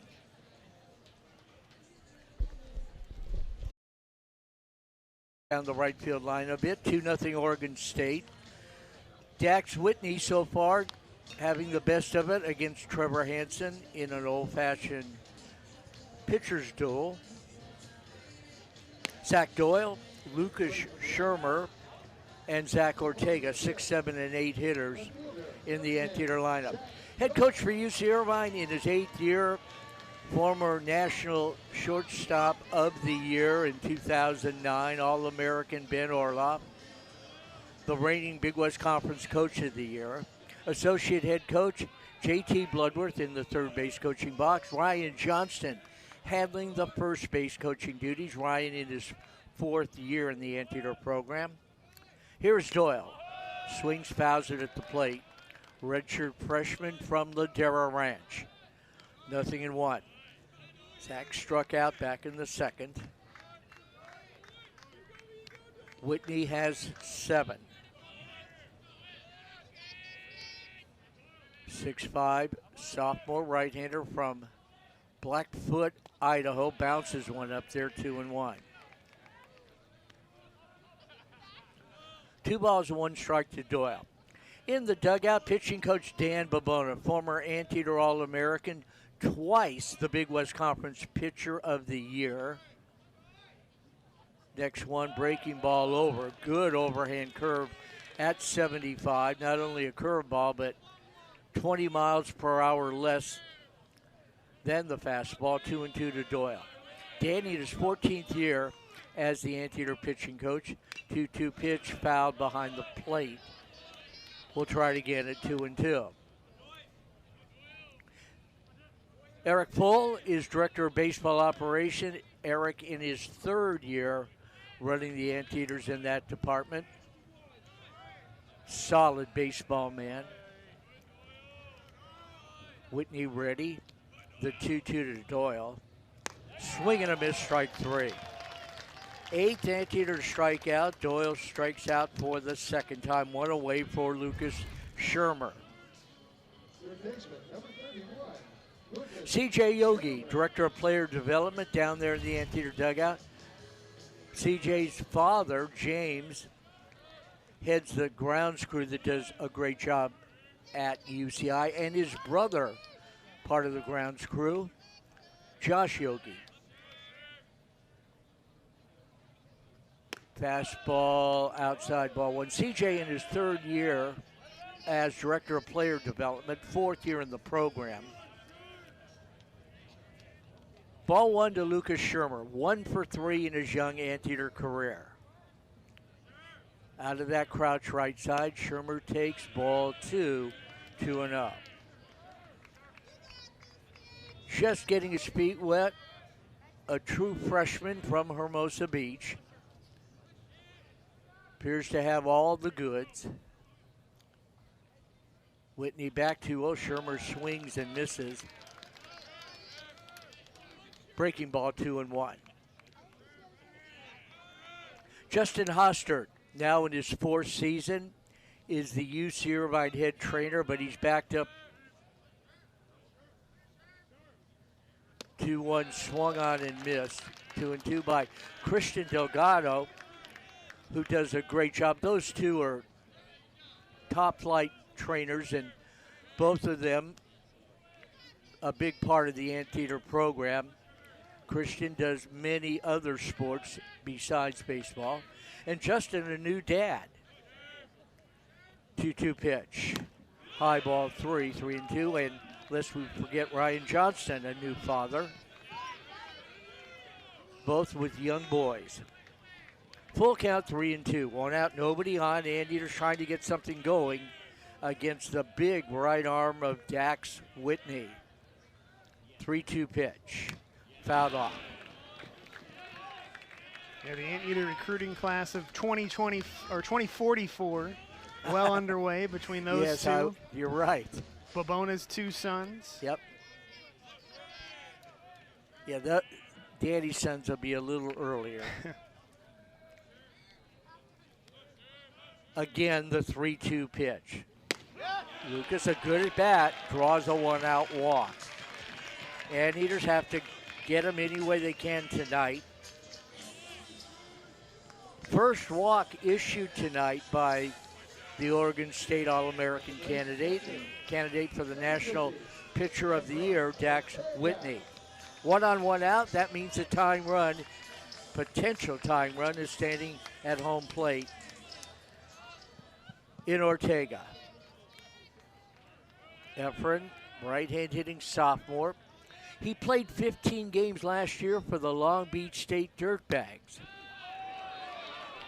and had second thoughts and made the right choice coming to UC Irvine, and he's been a valuable catcher in his first season here. Takes ball one. By the way, the Anteaters will be at Long Beach State to battle the Dirtbags next weekend, a 3-game conference series, which will be enormous for UCI. No matter what happens this weekend, and anything could and probably will happen with Oregon State, next weekend will be a pivotal weekend for the Anteaters, who have to now crawl their way back up the ladder in the Big West Conference, where they're just 1-5. Fastball over to Efren. 0-2. Noah Alvarez on deck. You'll be calling the game Tuesday down in San Diego, right, Alex? Yeah, I'm going to go a little bit west or southwest. Take up Tony Gwynn Stadium. 0-2 pitch, high ball one. So that will be on KUCI.org, UCIrvinesports.com. Go to the website, they'll direct you. And Alex will be a solo act, something I've done a few times in my career on Tuesday. I know you'll enjoy it. And then the next time we're here on ESPN Plus, another high-profile matchup. UCLA will be in town the following Tuesday. That's right. Last day of March. The #1 team in the country. Breaking ball over. That's unfair. 81, and he drops a slider in there, freezing Ortega. And you have to be aware of that 95 to 100 mile per hour fastball. Perfect pitch by a big-time talent. Strikeout number 9 for Dax Whitney, D-A-X. To be fair for the Anteaters, that's just the first time looking all night. So You're right. Been going up there swinging against Dax. That's right. They're not being intimidated. They're taking their best shot.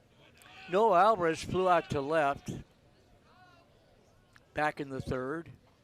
And the Anteater second baseman swings and misses, 0-1. Noah, as we've talked about, was a starter, played 2 years for the Cal State Bakersfield Roadrunners. First year at UC Irvine. Angular, 6'2" junior. Noah Alvarez. Change up away, 1-1. Whitney going to the off-speed pitches a little more in this inning. 1 ball, 1 strike. Top of the order, Tommy Farmer on deck. Outfield, playing Noah Alvarez towards left, a good 6-7 strides.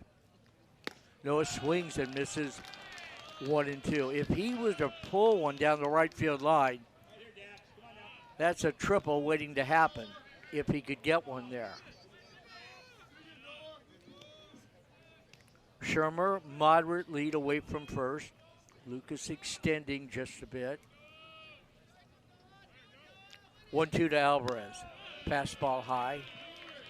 2-2. Trying to get into that pitch count. That was the thing that got them got him out early last year. Didn't get through 5 because he had thrown in the 90s. Allowed 1 run, yes, but he was up in the pitch count in that game. Not as much at this point. This next one is low. Count goes full, 3-2. What is the pitch count right now, Alex? 78 for Dax, so getting there, but he's good for one more inning after this. Yeah, still feeling good.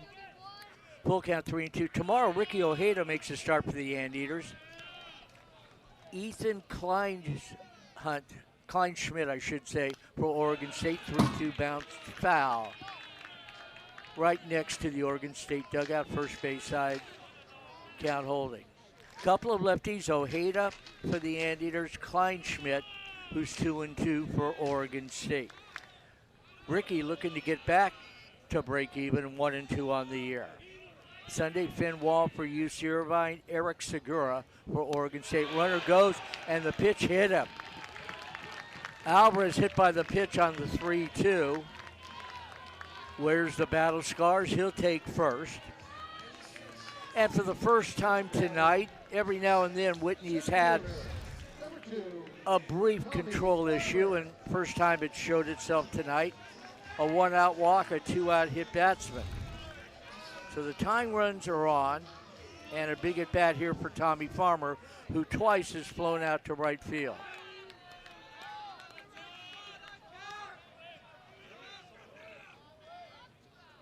Whitney over the top, breaking ball over, strike 1. Good looking slider, 0-1 to Tommy. Farmer a home run, 9 RBIs, 20 hits on the year.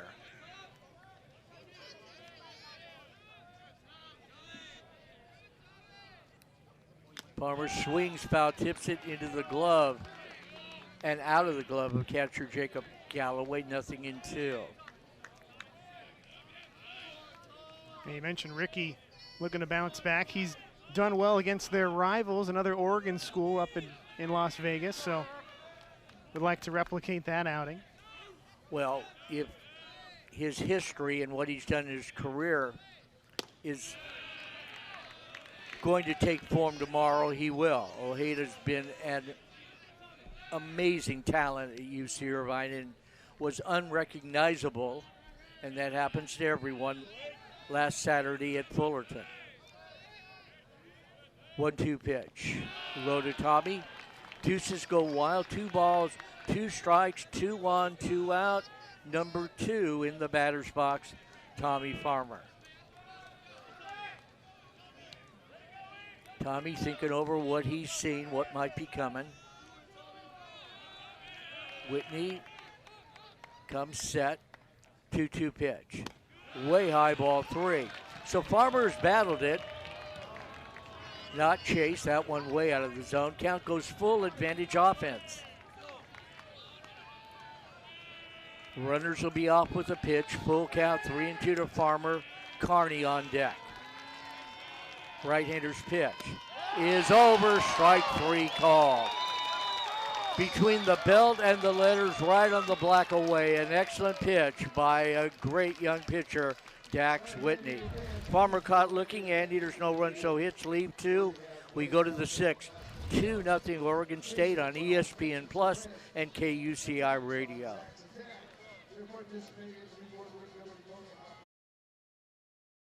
Here tonight, there is always the horse race.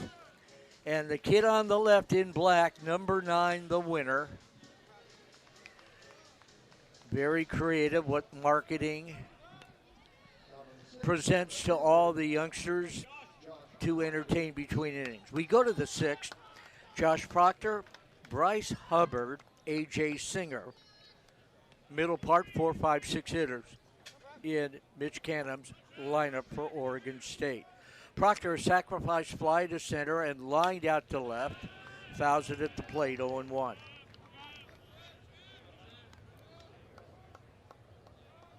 Proctor, freshman, hitting cleanup. You know they think a lot of him.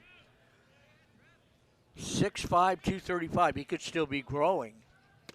He'll take away 1-1 the count.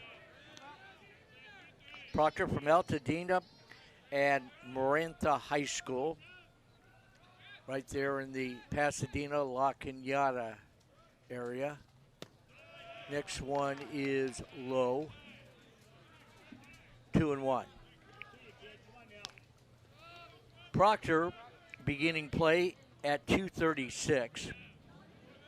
3 home runs. You'd expect that with a guy that size. 7 RBIs. Front foot on his tiptoe. 2-1, bounce foul on top of the Antietam dugout, 2-2.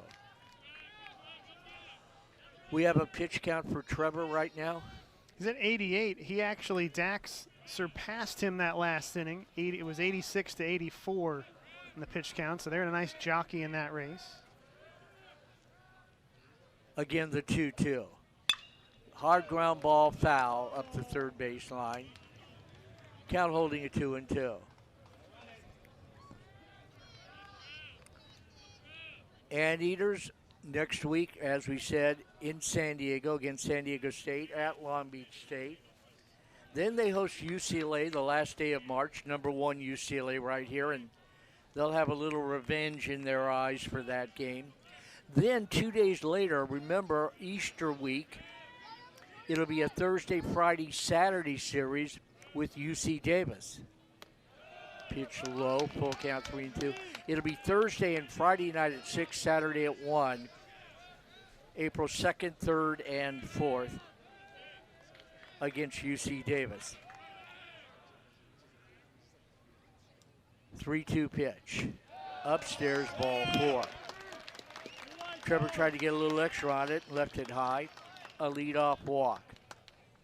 For Bryce Hubbard.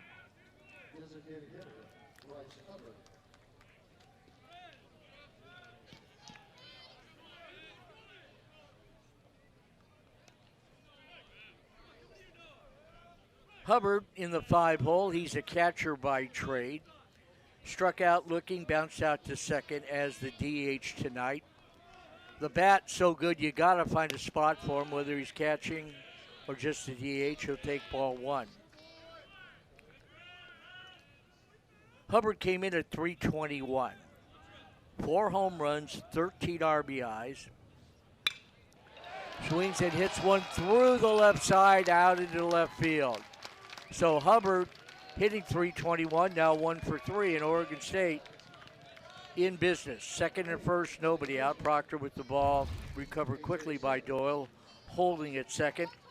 And let's see what they do with A.J. Singer.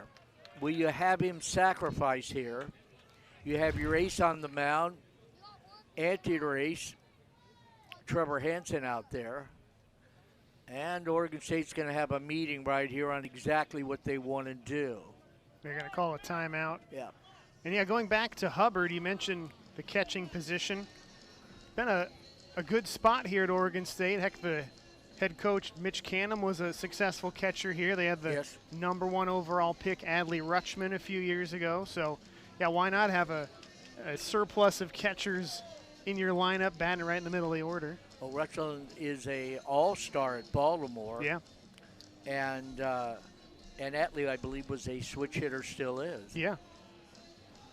And he catches. That's a rare combination. And so this interesting thing right here is the meeting is going on. Dan Babona heads out to the mound. I'm wondering right now, is this going to count? I guess it counts as a mound visit, but if it's during the offensive timeout, is that something that doesn't go against him? I don't know. That's something to wonder, and maybe Dan tried to sneak out there under the cover of darkness. Right. Babona, a brilliant student of the game. Antietam infield also in on this, as I don't know if Oregon State's having a meeting or they're teaching what they want to do right here. So that was a lot to ingest right there. Proctor at second, Hubbard at first.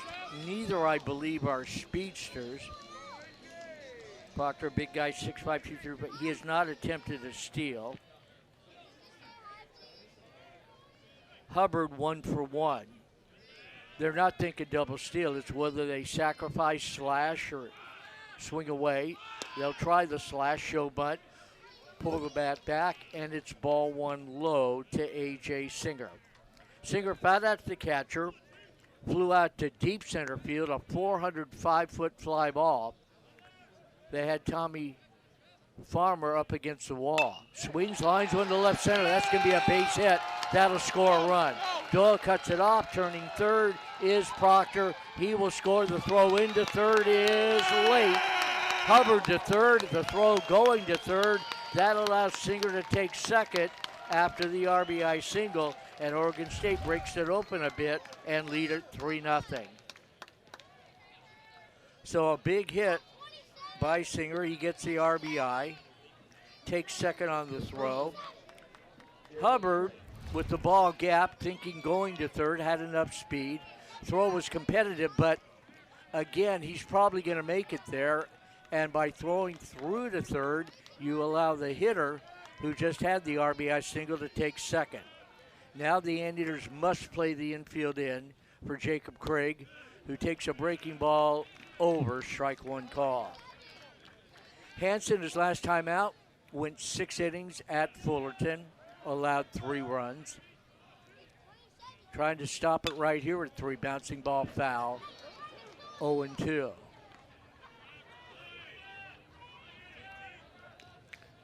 Craig has struck out twice. Hansen trying to make it the old trifecta right here.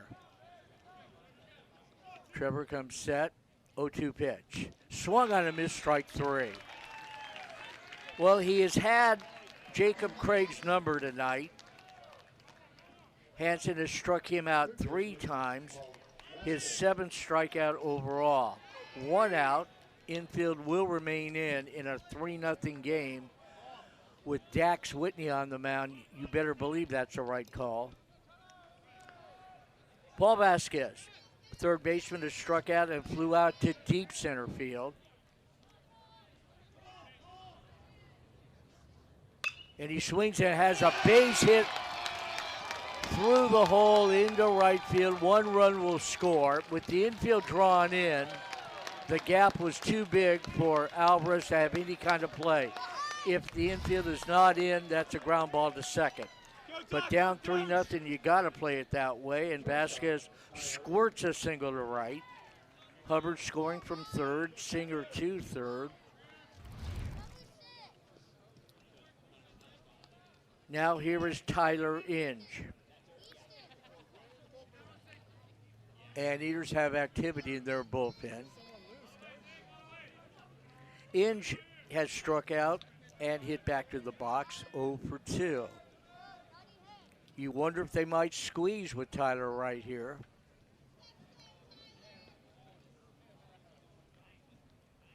And now Ortega, I believe, was sent to the mound. And you know what really is important, that play, that throw by Doyle, which, like you said, contesting play at third, but allowed the runner to go to second. If he's still at first base, that ground ball could get him out of the inning there. Out of the inning with the double play. If things fell like they did with the strikeout. So, absolutely right. Little plays like that is something Oregon State takes advantage of, and the Anteaters have not done so far this year. It's part of the beauty and part of the baffling of the game of baseball. It will drive you nuts, but you play your best cards. 2 in, 2 on, 1 out. Meeting breaks up. And Babona is going to stay with Trevor for at least 1 more hitter. Talt, who's on deck, has scored 2 runs, been on board all 3 times. So this might be the last hitter for Trevor Hansen, who gets a fastball on the outside corner, strike 1 called. Yes, he throws pitch number 100 on the evening. Trevor comes set. 0-1 pitch. Those squeeze, safety squeeze, perfect bunt. Down to get it is Shermer. Lucas with a good throw to first in time on a great safety squeeze bunt by Oregon State. An RBI for Inge. Sacrifice goes 5-3. Third run of the inning. Singer scoring from third, and down to second goes Vasquez. And you just see in this inning why Oregon State is so good. They take advantage of every situation. They execute the fundamentals and then some. And, of course, they have deep, deep talent. 5-0 Oregon State. Vasquez at second, and that'll be all for Trevor Hansen. So Hansen will go 5 2/3 innings. Allow 5 runs. Trevor on the night walked just 2, struck out 7, and allowed 7 hits, runner at second, his responsibility. We will have a pitching change here and take a 90-second break in the top of the 6th. Oregon State now leading 5-0 on ESPN+.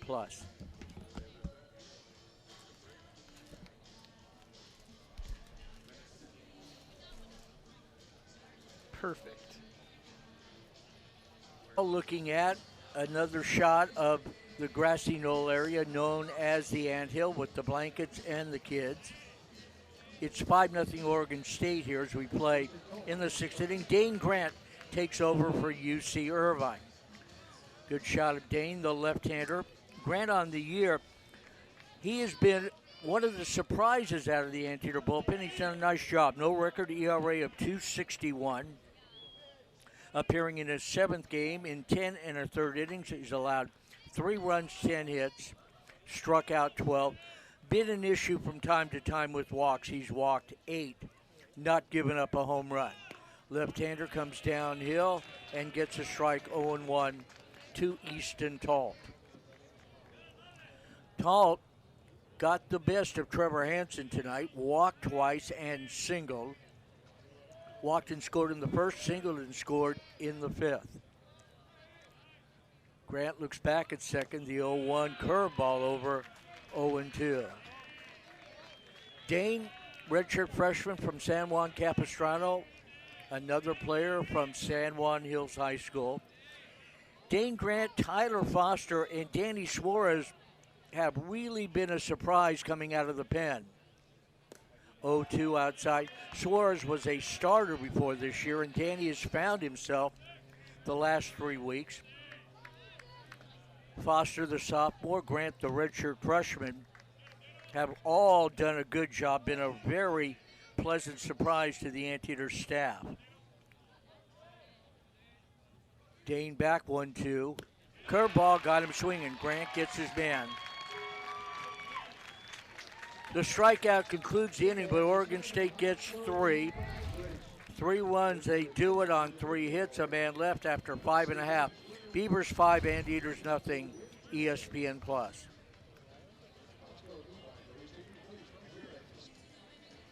5-0 Oregon State. Good crowd here tonight. A lot of Anteater fans and a very good turnout of Oregon State Beaver baseball fans. And they're watching their All-American candidate. And boy, right now, if it were to stop, he'd probably be first-team All-American with Dax Whitney. Whitney, in the 6th inning, will work to Frankie Carney, Alonzo Reyes, Zach Felstad. 2 through 4 hitters in Ben Orloff's lineup. Anteaters now trying to climb a serious mountain here against Whitney and the Beavers. Oregon State team ERA coming into this game was 3 1/3, 3.37. Anteater team ERA, which was so excellent, so extraordinary, first 3 weeks of the season has now ballooned to 4.68. Ball 1 to Carney. Frankie, couple of base hits. And he'll take a change that's over 1-1. So Carney, the one Anteater who has at this point solved Dax Whitney. Trying to reach for the 3rd consecutive. 1-1. Little tapper, first base side, and will kick foul. Halfway up the line, 1-2. Carney trying to get it going in 2026.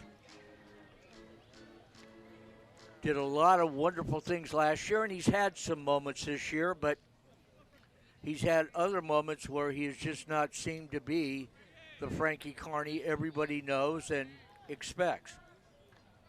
So good night tonight against one of the best, if not the very best, Dax Whitney. Carney checks up on a pitch in the dirt, 2-2.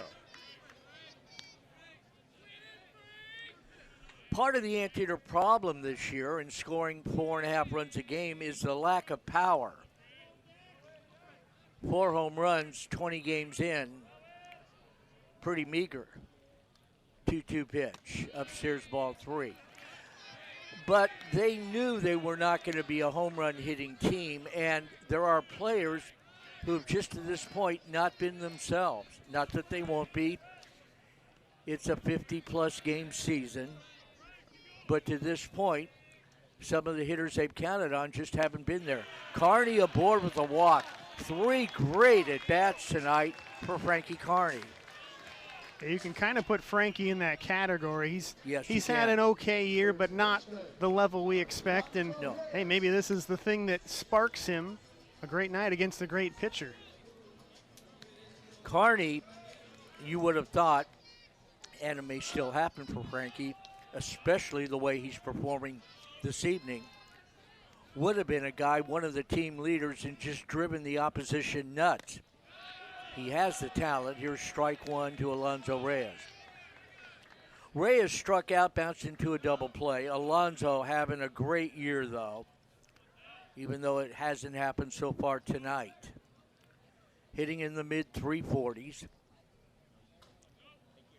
Reyes takes strike 2. Whitney going right after him. Inside corner, strike 1. Outside corner, strike 2.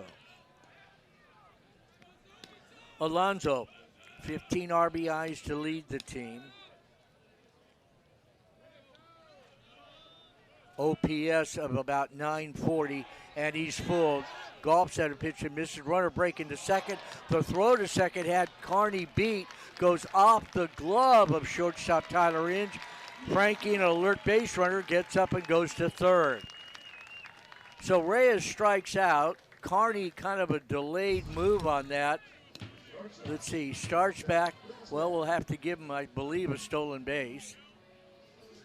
Yeah, ball was in the dirt. He made a good read on that. Yeah, he did. And then the ball didn't trickle too far into center, but he's got the speed and saw it all in front of him. We'll see what the official score rules on the stolen base or wild pitch. E2 gets him to third. Infield back, they're up 5, ball 1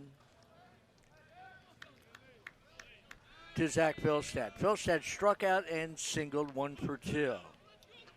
Strikeout a moment ago, number 11 for Dax Whitney.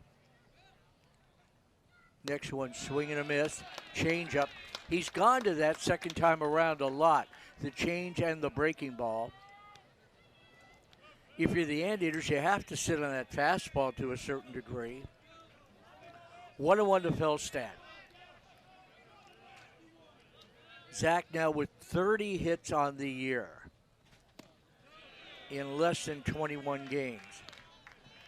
So he's tattooed the baseball, takes low and away, 2-1. Very light breeze here tonight, pleasant night with the sun setting, comfortable temperature, swing and a miss, 2-2. Tomorrow we see it should be around 78. So that's very comfortable here at UC Irvine. Rest of LA was sweltering this week. Temperatures anywhere from 90 to above 100. Swung on, driven to right. That's a base hit. That will score a run. Cutting off in the right field corner is Adam Haight. By the time he'll get it back in, turning first and into second with an RBI double is Zach Philstad. He's 2 for 3. The Anteaters on the board, and it's 5-1 Oregon State. Here comes Landon Gaz. Oregon State does have some activity in their bullpen. And there'll be a meeting at the mound. Pitching coach going out to have a word.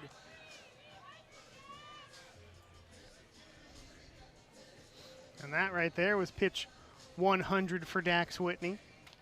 And Oregon State will go to the bullpen. So in the 6th inning, one positive thing for UC Irvine, they get the All-American out of the game. He goes 5 1/3, allows 4 hits, 1 run. He can win it. He could not lose it. He could have nothing to do with it. And all of that with just 1 base on balls. Pitching change will take a 90-second break in the 6th. 5-1 Oregon State.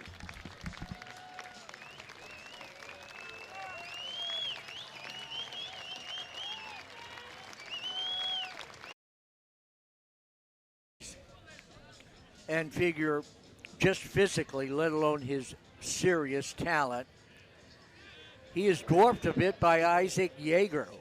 Dax 6'5", Yeager, the right-hander on the mound relieving Whitney, is 6'6". And he is a big 6'6", 255 pounds from Seattle, Washington. Starter Whitney was 218, so they get even bigger. Can't get better than Dax, but Yeager has been a workhorse for Oregon State. 3-quarter crossfire pitch outside ball 1 to Landon Gaz. 3-1 is Isaac Yeager's record, a 3.38 ERA. 1-0 pitch, that's over, 1-1. Yeager in 10 2/3 innings has allowed just 7 hits. 4 earned runs, walked 5, struck out 10. And the opposition batting just 194 against him.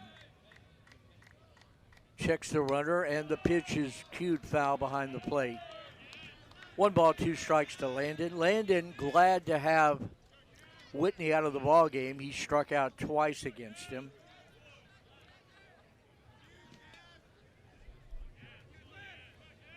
Landon hitting .267.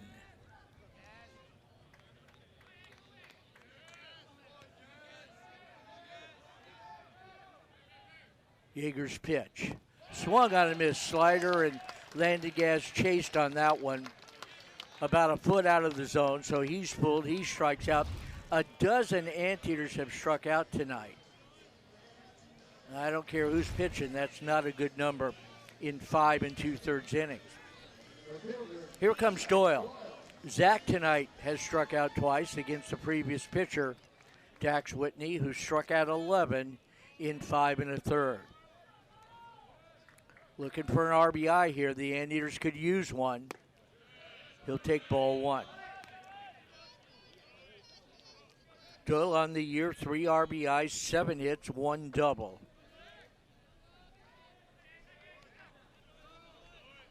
.66 right-hander from the stretch. A check a second. 1-0 pitch. Inside and low, 2-0. Lucas Shermer on deck.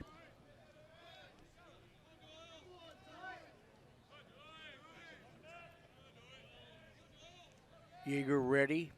2-0 pitch. That's in there, 2-1. He's pitching in his 10th game. This is Oregon State's 20th game, so he's pitched in half.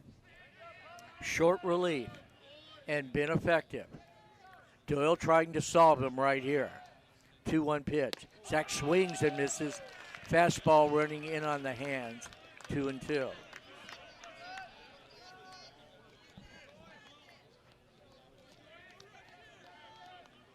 Five runs, 7 hits, an error for Oregon State. A run, 4 hits, no errors for UC Irvine. 2-2. Swung on a miss, strike 3. Came back with the fastball down and in, and Doyle strikes out for the 3rd time tonight. 13 Anteaters have struck out. They do get a run, a 1 hit, leave a man. We go to the 7th. Alex with you in a moment. Oregon State leads at 5-1.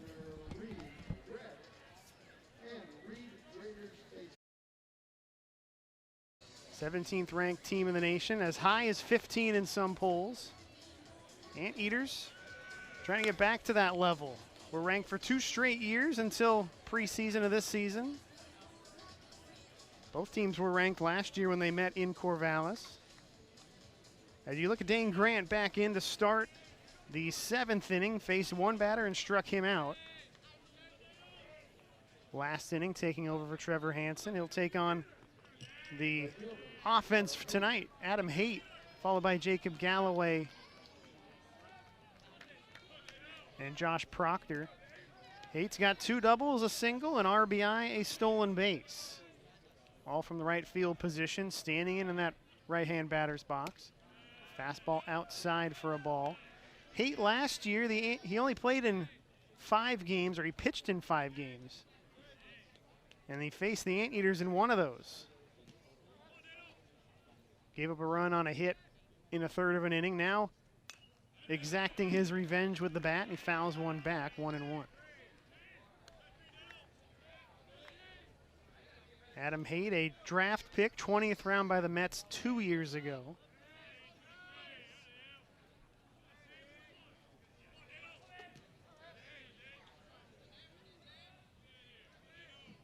One and one here against Dane Grant, second-year Anteater.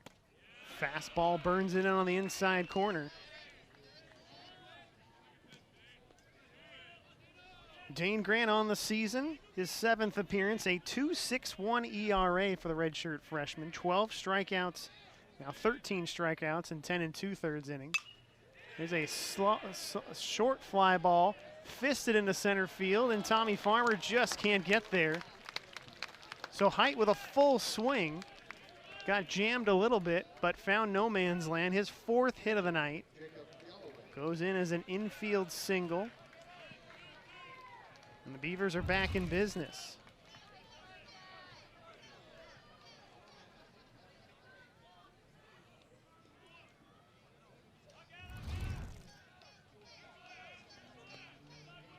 (5-1) Oregon State on top. Now stepping in is Galloway. 0 for 3 tonight with a strikeout. Wide open stance from the left-hand batter's box as Dane fires over to first base. Galloway was with USC 2 years ago. The Anteaters saw him.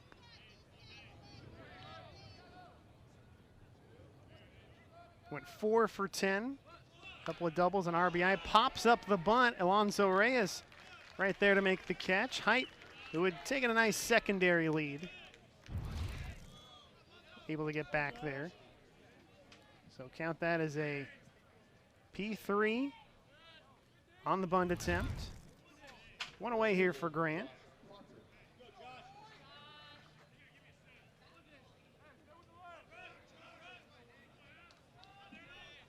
So the single to center, bloop single by Haight, and then the pop-up bunt. Where we've got it for Josh Proctor. Officially 1 at-bat today. The strike. Hey, there's a Anteater face. Taylor Holiday in the building. There's a strike from Grant. A walk, a sac fly. He has scored a run. He's driven in a run. And he had a sinking liner as Proctor not happy with that call by home plate umpire A.J. Lostaglio.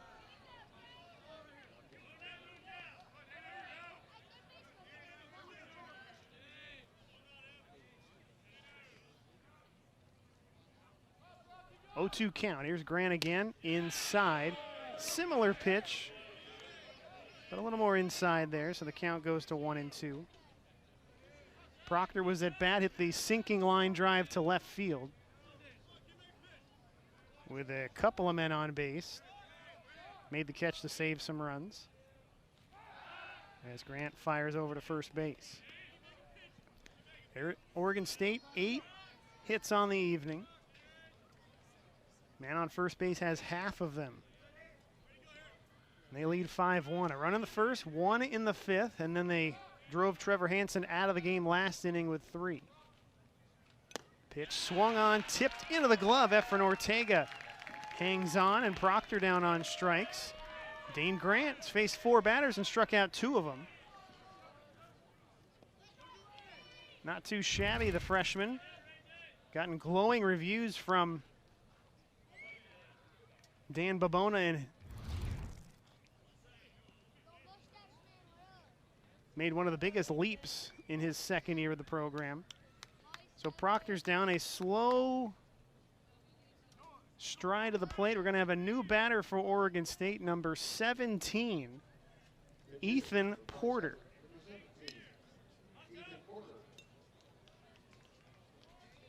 So in the DH spot,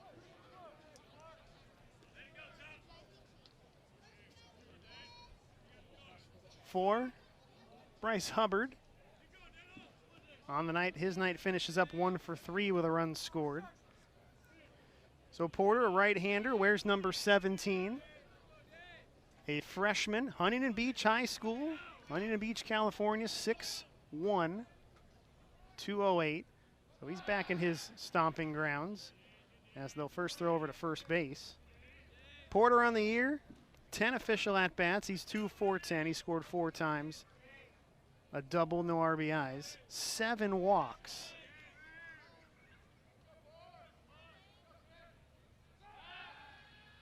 Another throw over to first base.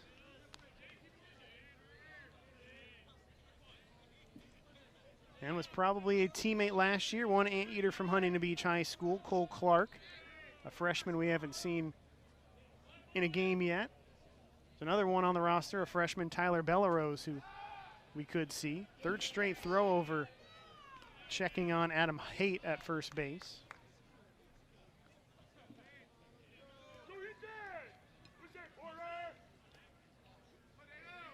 So still waiting for the first pitch to Ethan Porter. Slightly open stance from the right side. Haight moving around at first base, and the first pitch is a strike from Dane Grant.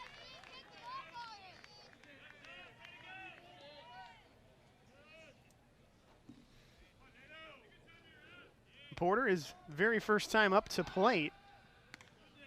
His collegiate debut earlier this season was hit by a pitch. It's another throw over to first base. And the last time he's been in the starting lineup has fared pretty well, 2 for 4 with 5 walks and 4 runs scored. So he's making things happen, finding a way into the batting order. And a swing and a miss. A big swing and a miss, 0-2 on the count. He's also right-handed to face the lefty Grant. Hubbard, the left-hander, against Hansen. So a little bit of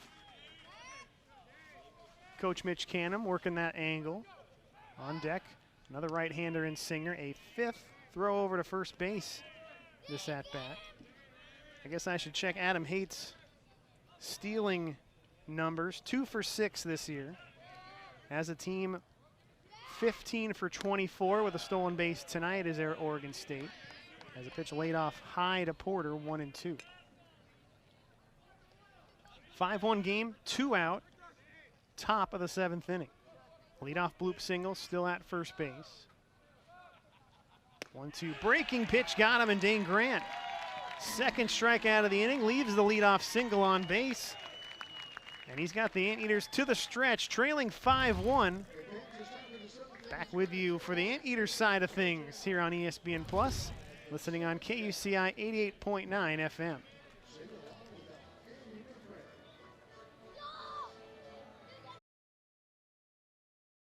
Just their second trip here to Anteater Ballpark. Anteaters got 2 of 3 from them back in 2021. The all-time series is 9 wins for Oregon State, 7 for UCI. And this here, the 4th regular season series. None of them have ended in a sweep either way. Anteaters would love to keep that trend going. Actually, they'd love to be the first sweep, but the way things are going, series wins is the name of the game when these two meet each other.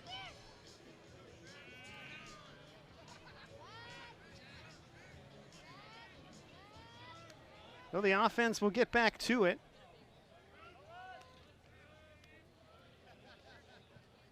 And Lucas Shermer takes his stride into the batter's box. Ball one inside to the Anteater third baseman, freshman. Strikeout and a walk tonight. Second career game, second career start.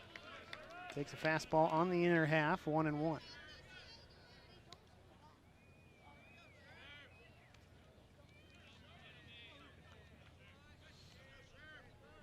And Lucas Shermer Heard a lot of buzz about him from Anteater coaches. A lot of the players, too, been playing well in practice, earning his spot.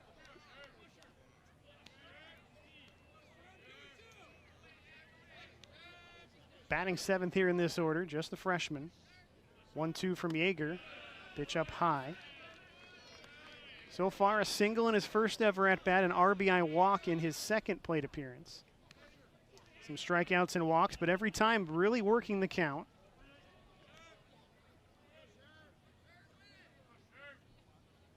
And got him looking. A little bit of a delayed call, but Shermer's not going to argue on that one.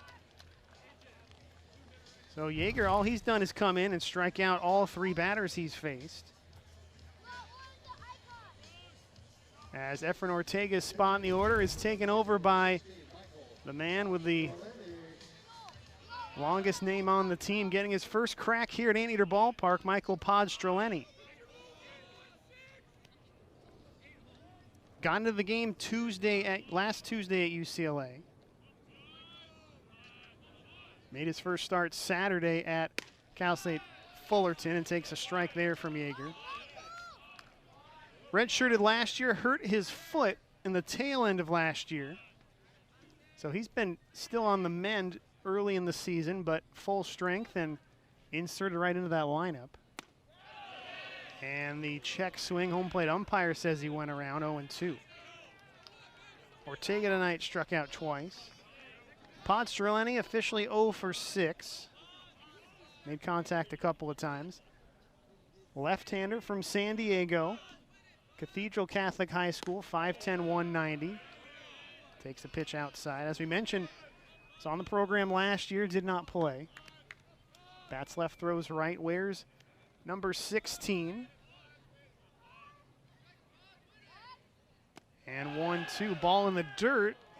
Tag applied, but the appeal says he did not go around, so he gets some more work in there. 2 balls and 2 strikes. Podstreleni last year wore number 43, and he decided to choose that number. He said, big fan of NFL fullbacks, and that felt like a fullback number. As he takes a swing and a miss by him on the outside corner. So Michael, his Anteater Ballpark debut goes down in strikes. 4 straight retired via strikeout on the Anteater side. Yeager's going for Dax Whitney's mark on the strikeout meter. As Noah Alvarez steps up. Hasn't been fooled too much tonight, a fly out and a walk. Second baseman as he takes a strike. The infield playing him to pull. Shortstop on the second baseman side of the bag. The second baseman is playing almost the right field. He is a good 10-12 paces out there. So Alvarez takes a ball, 1-1. First year Anteater, 2 years at Cal State Bakersfield. Homeschooled a lot of his career, youth career. Played some at Ganesha High School. Now at the D1 level. Yeager full windup. Ball is low, 2 balls and 1 strike.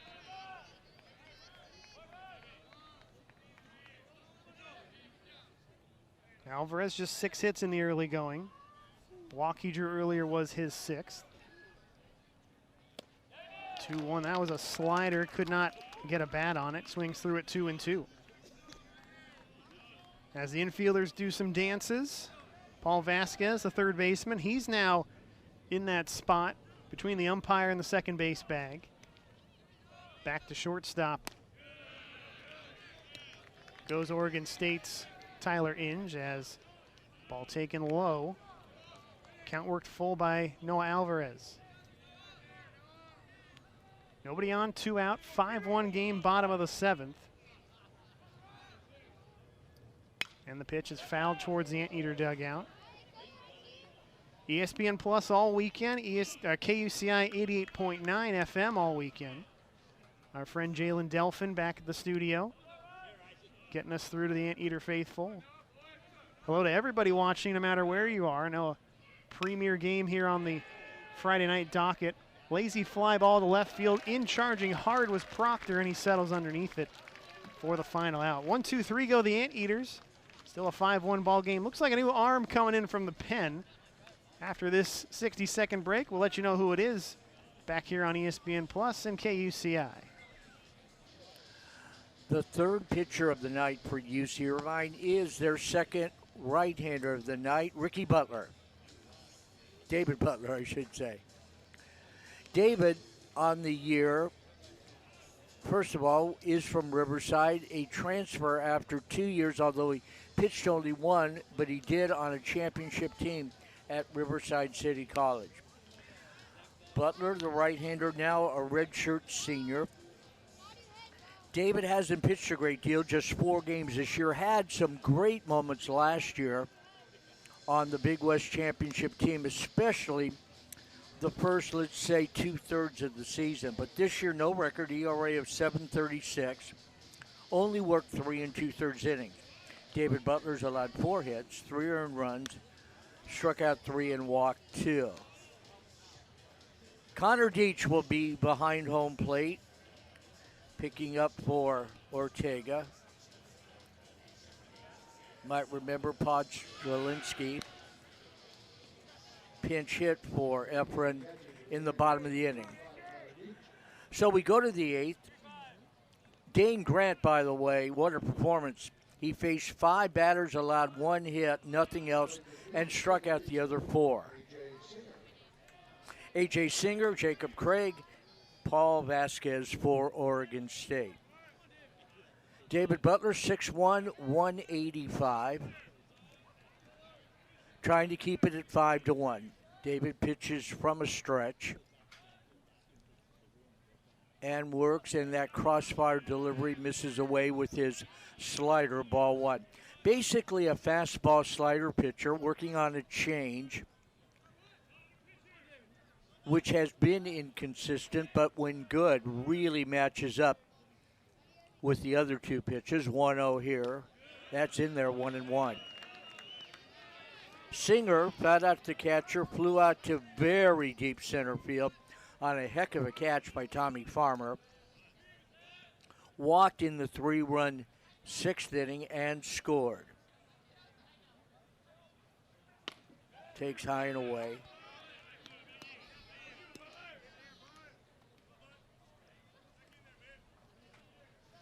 I think I cheated him. I said a walk, he singled.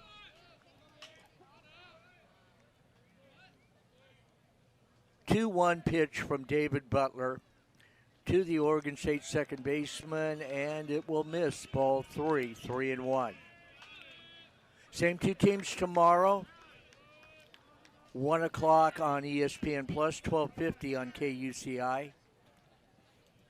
Ethan Kleinschmidt, the left-hander, makes a start for the Oregon State Beavers. Here's a drive to left center. Coming in is Doyle. He'll have to play it on a hop. Kind of tomahawk by A.J. Singer into left field. And at the end just looked like it fell off a table and dunked in front of Doyle, who was playing deep. And Singer a base hit.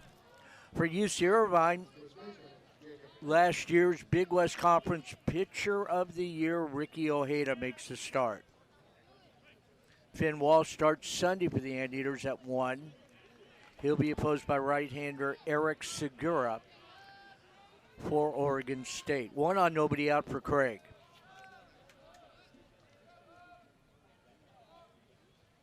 Craig takes a breaking ball over, strike 1. Big hitters tonight have been the 1 and 2 hitters for Oregon State. Talt has a single, a couple of walks, 2 runs scored. That one in the dirt.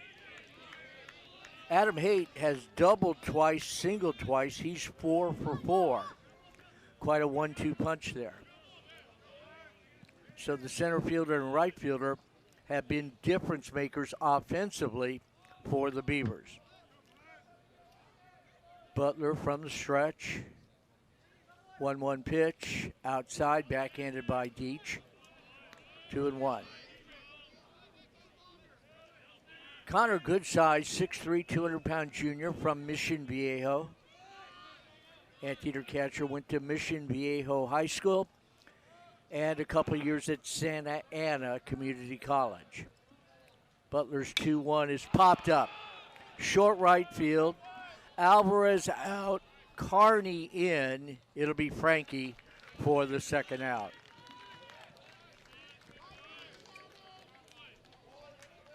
Two out, or make that one out, runner at first. Here's Paul Vasquez. Vasquez tonight 1 for 3 at RBI single.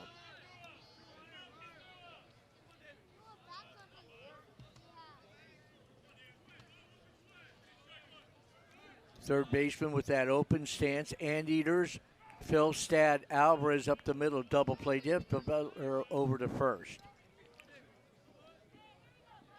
Tyler Inge on deck. Oregon State looking to make it 10 wins out of 11. Anteaters trying to prevent that, have 6 outs left, trailing by 4. Good breaking ball over. That shows off that slider. 0-1.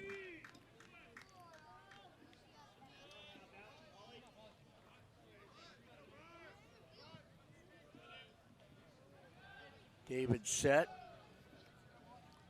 And the next one, another slider chased and missed. Good late break to it, 1-2. Anteater bullpen, which was so good early. I mean, you had 3-4 guys down there almost unhittable. That has not been the case the last couple of weeks. Butler now trying to really make a difference and add to that bullpen usage of arms. Dane Grant tonight continued to be good, and tonight he was excellent. 0-2 pitch, outside ball 1.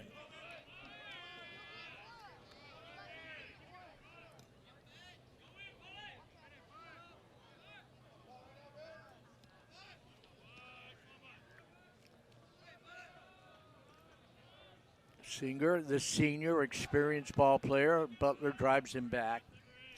Leading by 4. He's a candidate to go here. He has stolen one base in his only attempt.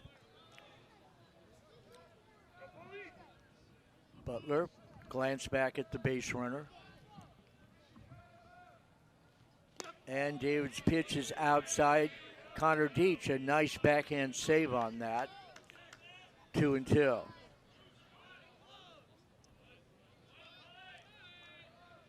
Oregon State has a couple of bodies down in the bullpen. I don't see anybody throwing, so 2-2 pitch. Slider got him swinging, a diet of sliders. And David Butler just bit off a good one there to strike out Vasquez. 12 Oregon State batters have struck out, yet they lead 5-1. 15 Anteaters have struck out. A lot of whiffs tonight. Here's Tyler Inge. Hit back to the box, struck out, and had that squeeze sacrifice bunt for an RBI in that 3-run sixth. David's first pitch, Butler with the fastball there outside at 89, ball 1. Butler's gotten the fastball up to 92, usually right around 90.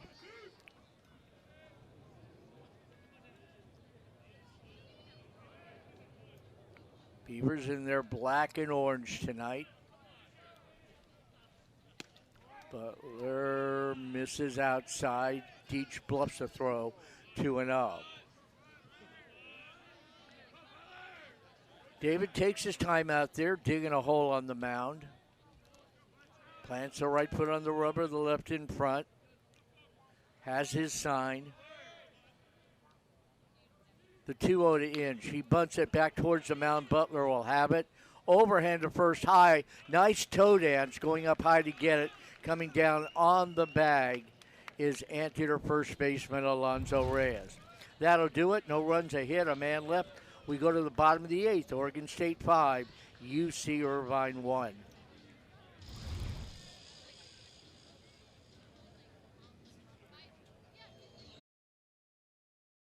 Oregon State, 5 runs, 9 hits, 1 error. UC Irvine, 1 run, 4 hits, no errors.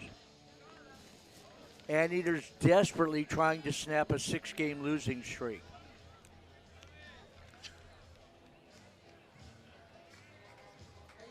For UC Irvine, it'll be the top of the order against Isaac Yeager, Tommy Farmer, Frankie Carney, Alonzo Reyes.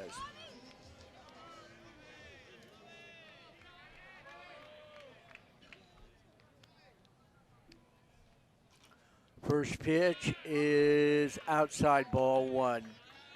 2, Tommy. Farmer tonight 0 for 3, couple of fly balls to right and struck out. Done some nice work in center field as per usual. Check swing, did he go? No swing, says first base umpire Bradley Hungerford, 2-0.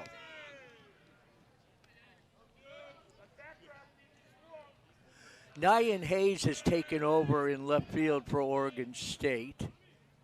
The rest of the Beavers remain the same. That one over, change up, 2-1 to Farmer. Tommy looking to get on any way he can. Anteaters need base runners first, and then 4 to cross home plate. That one inside, off speed, came with the changeup again, 3-1.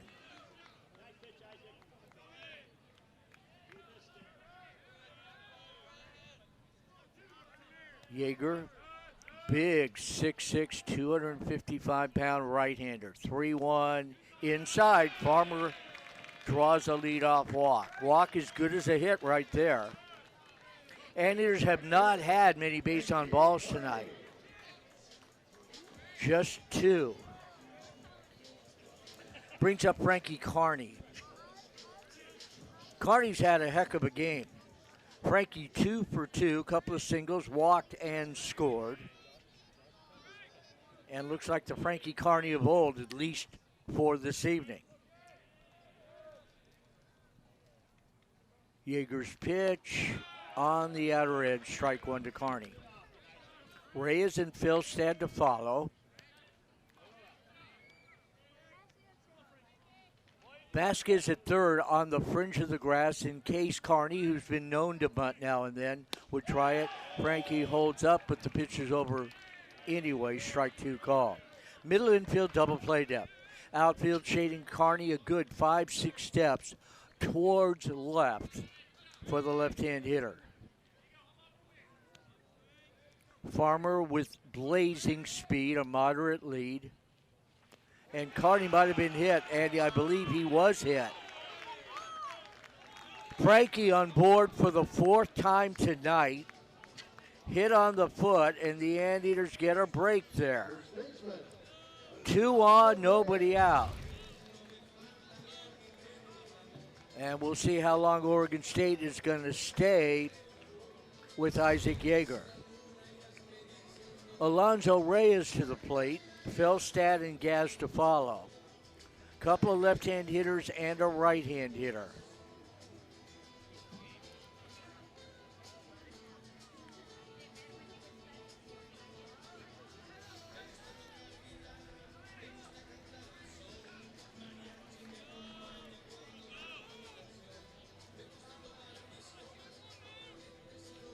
All right, Alonzo waiting. Oregon State, now they're going to go to the bullpen. So they sent the catcher out to buy time. And now the old baseball move, the old we gotcha. Pitching coach out to the mound. So far, now they'll go to the bullpen and bring in a right-hander.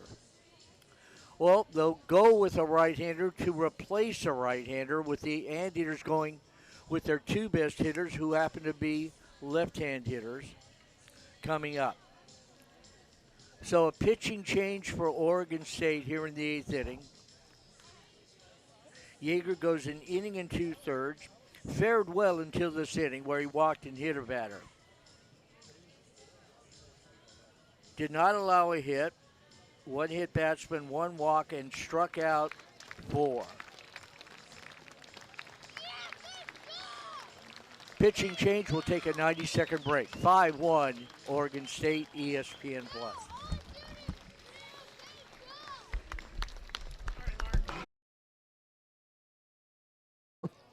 Who's pitched a good deal and pitched well. Queen, no record, a 3.21 ERA, appearing in his 7th game. He's a strikeout pitcher working to Alonzo Reyes. And he pours a fastball at 90 on the inside corner at the knees. 0-1. Wyatt Queen, in 14 innings, has allowed 13 hits, walked only 2. Very stingy with the walks. 0-1 to Reyes. That's on the outside corner. Inside corner, strike 1. Outside corner at the belt, 0-2.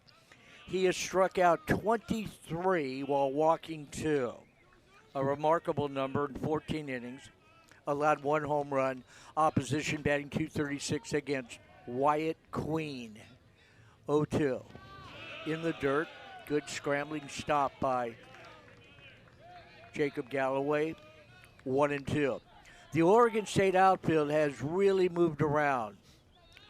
They moved the right fielder, Adam Haight, who is 4 for 4 tonight from right field to left. You're not taking that guy out. Nyan Hayes is in center field, a speedy outfielder, and they move starting center fielder Easton Tall to right. Curveball lifted into left center field. Long run for the outfielders on the move. Making the catch was Hayes. Yeah, you just talked about his speed, and he looked like Tommy Farmer on that one. Boy, I'll tell you what. Farmer is so fast, I almost thought he took off for third early. He got over there so quickly. So Hayes, with the speed, runs down a possible gap hit off the bat of Reyes, who ends up flying out. Farmer to third on the fly out. Remaining at first, of course, is Carney. First out of the inning, here's Felstad. So it's Hayden left, Hayes in center, and starting center fielder in right, Easton Talt. Ball 1 to the left-hand hitting cleanup hitter, Zach Felstad, having another good night. Zach 2 for 3, a single and a double. Double drove in a run for the Anteaters, their only run. That back in the 6th. 0-1. Inside, 1-1. Felstad trying to keep the dance moving here. Zach, 31 hits on the year in 84 at bats.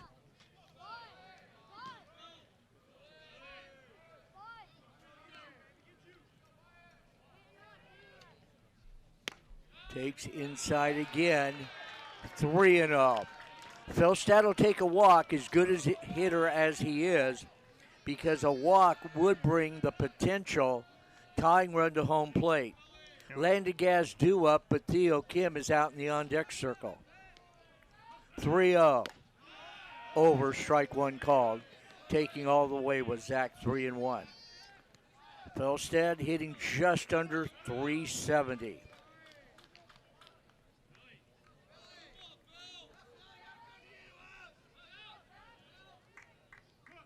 Wyatt Queen to Zach Felstad. Over again. He could afford to take it. Fastball at 91, outer edge at the belt, 3-2. Big pitch in this game, especially for the Anteaters. 5 outs remaining, trailing by 4. Queen to Felstad. Curveball rolled foul. Zach hung in there. Couple of fastballs for strike 1 and 2, then the breaking ball. He got a piece of it, lives to see another. Theo Kim, switch hitter on deck.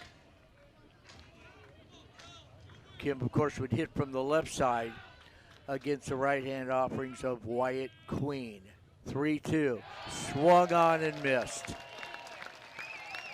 For a moment, it looked pretty good for the Anteaters. Their best hitter at the plate, 3-0 count.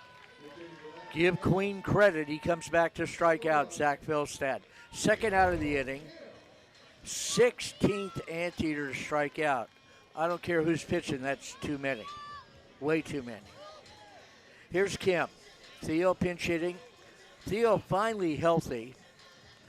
Kim, 6'2" sophomore from Rancho Bernardo High School, North San Diego County. In the DH role for Landon Gaz, who had a long night, but a lot of Anteaters have. Gaz 0 for 3 had struck out all 3 times. Here's Theo. And the pitch in the dirt, breaking to second and getting there without a play is Carney. Able to block it up Galloway to prevent the runner from third to score. So second and third, a base hit would theoretically get 2 in. Ball 1 to Kim. Theo, in his 5th game, has started 1 for 7 on his young sophomore season. Battling back from injury. Checks up, ball 2, 2-0. Zach Doyle on deck.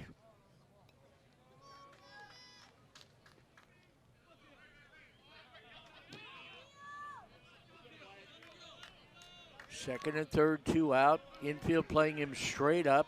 Outfield shading him way over towards left. Now the right fielder's asking for time. There was something, I see a ball loose out of the Oregon State bullpen. All right. Good call. So Tault gets rid of it. Count now 1-1 to Theo Kim. Swing and a miss. A change up and Theo out in front of it, 1-2. Kim looked pretty good at the plate last year in limited at-bats, and of course, this year only 7 at-bats. So just trying to get his legs underneath him, his batting stroke back to what he's capable of. 1-2, swung on a miss, strike 3. Wyatt Queen comes in and strikes out Felstad and Kim back-to-back. 17 Anteaters have struck out.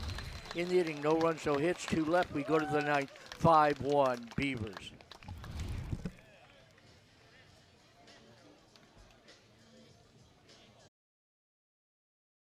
Five to 1.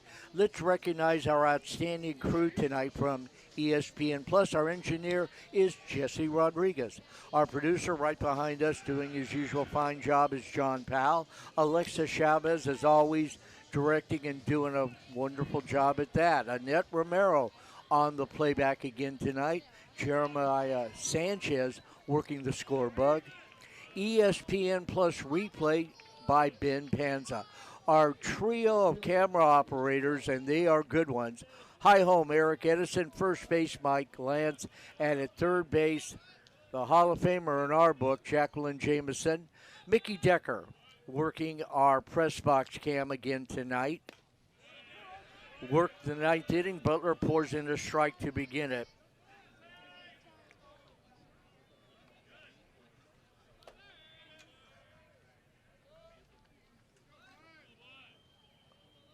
Ricky pitching from a stretch, or I should say David pitching from a stretch, gets strike 2, nothing into the count. For those of you wondering why Mark keeps saying Ricky Butler, I'm sure you called his name maybe once or twice on the Anteater basketball side of things. Yeah, that's true. Bob Olson got me on that. David Reddy. And David Butler, a fine pitcher, fine young man. 0-2 pitch is low to Hayes, ball 1. Nine's first at bat of the night. 1-2 the count. Continuing with our crew, director of video production is Eli Alfaro. Aaron Flores again on Fan Experience. Joanna Wan with the music. And Alex Dean, video board operator. Next one checks up. I think he went. Did he? He did. So David Butler records another strikeout. 13 Oregon State hitters have struck out tonight. 1 out in the ninth. Also from the UC Irvine side of it, scoreboard operator Craig Pitcairn always does a good job. The video board, Alex Dean. And, of course, the voice of Anteater Ballpark, the likable Don Brantley. Alex Roberts-Croto to my left, sports information director for UC Irvine Baseball. And, of course, my partner on the broadcast. 1 out, nobody on. David Butler works on the inner edge, strike 1. Nothing in one to Adam Haight, I should say. Haight is 4 for 4 tonight. Next one. And that is low. 1 ball, 1 strike. Jacob Galloway on deck. Oregon State, with a 3-run 6th inning, broke open a tight game, leading 2-0, made it 5-0. Now it's 5-1. Haight takes change up over 1-2.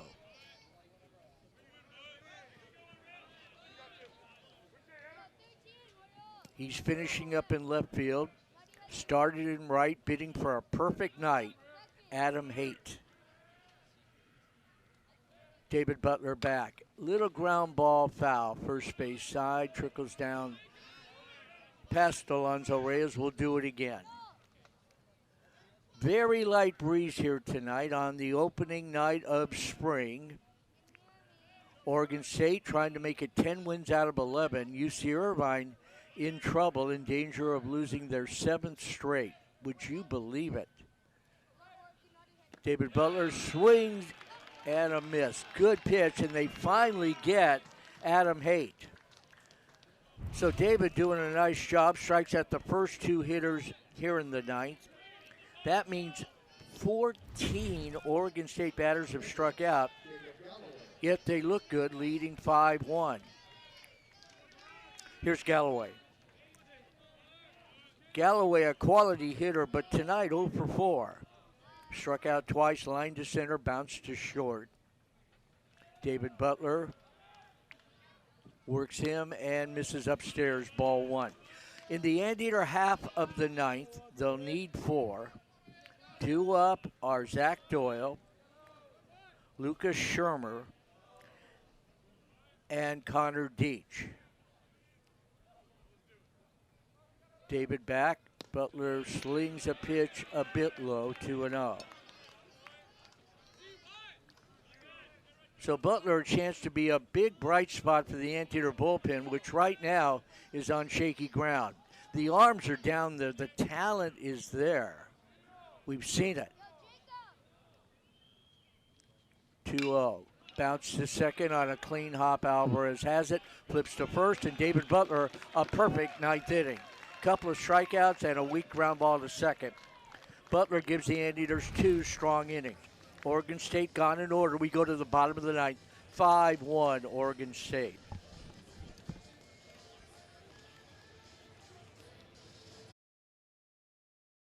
He can to see if he can give his team the best opportunity to overcome a 4-run deficit.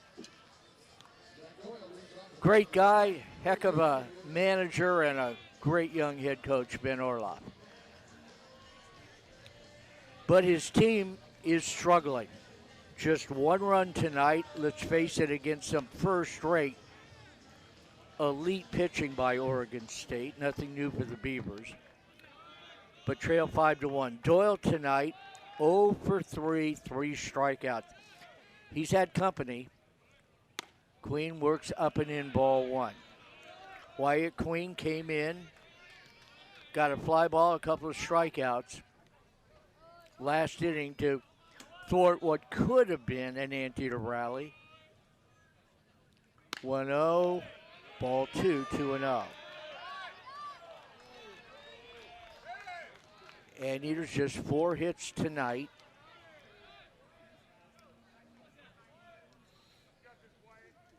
It's been unfortunate. The Eaters, you wish you could have got a run, maybe 2 runs out of those rallies they built would make us maybe a 1 or 2 run game a little more manageable. Well, Alex, you really hit on something as the next one over, 2-1. Queen working to Doyle, the 2-1 pitch. Good breaking ball over, 2-2. The Anteaters recently have hit more. They've had more hits. They've had more traffic, meaning base runners, by hitting the ball, not just walking, being hit by a pitch, etc. But they haven't been able still to get the big hits nearly consistently enough. And there is strike 3 called. Queen falls behind 2-0 and throws 3 consecutive pitches. That one a fastball after a wicked slider, and it froze Zach Doyle. The 18th Anteater to strike out. Lucas Shermer struck out, walked, struck out again, 0 for 2. And Lucas takes ball 1. He appears to be a player that's going to play a lot of baseball, just getting started in his Anteater career. Shermer now 1 for 4. Freshman third baseman lead on a fastball. 1-1. Deach on deck.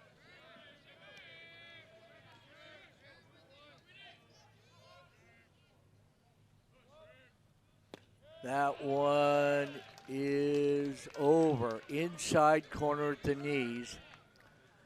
So the third big arm for Oregon State tonight, Wyatt Queen, trying to close this one out. Shermer somehow, some way trying to reach. Pitch to Lucas is low, 2-2. Oregon State would be a season high again for the second time. 10 games over 500. Were they to hold on? Wyatt Queen, 2-2 overhand breaking ball missed. Good eye by Lucas Shermer. A lot of hitters would have waved at something like that. He had the discipline to hang in. 3-2. Oregon State fans playing umpire all 9 innings tonight. They wanted that one. Yeah. 3-2. Upstairs, ball 4. Good at bat for a youngster. Shermer aboard with the walk. 1 on, 1 out. Anteaters still breathing.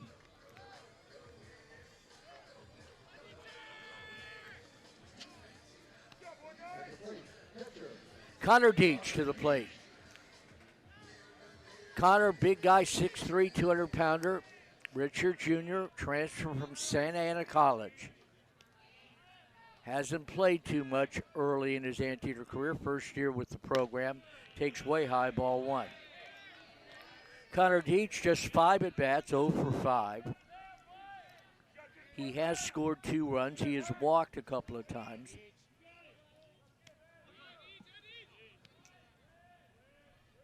Noah Alvarez in the on-deck circle. 1-0 pitch. On the outside corner. Wyatt Queen comes back to even the count, 1-1. Queen has struck out 3 tonight, walked 1. Brings his totals on the year to 26 strikeouts, and that walk a moment ago, just his 3rd. Deach fouls one directly back. 1-2 to Connor. Looking for that elusive first hit at UCI.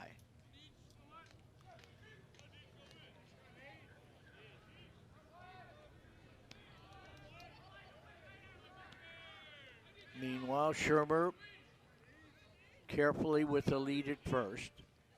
Deach swings and misses. That was a slider that took care of Connor Deach. 19 Anteaters have struck out. And no matter what, that's a worrisome total for UC Irvine with an offense yet to find itself in 2026. Here's Alvarez. He has not struck out. That is a victory right there. Couple fly balls to left hit by a pitch. Noah trying to extend the game. He'll take outside. 3 infielders on the right side for Oregon State. Alvarez often goes to left field, has a big hole on the left side with just 1 infielder. Trying to get Tommy Farmer another at bat, drives one to left center. Will it hold up? It will. Moving over is Adam Haight to make the running catch. Struck pretty well by Alvarez, but it hung up enough for the left fielder to move over laterally and make the catch. For the Anteaters in the 9th, no runs, no hits, no errors, 1 left. And Oregon State defeats UC Irvine in the opening game of this series by a final score of 5-1. For Oregon State, They do it 5 runs, 9 hits, 1 error. UC Irvine 1 run, 4 hits, and no errors. Dax Whitney goes 5 1/3 strong innings. He improves to 4-0. And for UC Irvine, the first loss of the year for junior right-hander Trevor Hansen. Oregon State has won 10 of 11. They'll be 15-5 going into tomorrow afternoon's game with UC Irvine. The Anteaters have dropped 7 straight. They're 9-12. So for Alex Roberts-Croto, I'm Mark Roberts saying so long from Cicerone Field, where again the final score tonight, Oregon State 5, UC Irvine 1. All games airing on the ESPN networks are streaming live and are archived on the ESPN app. This has been a presentation of ESPN.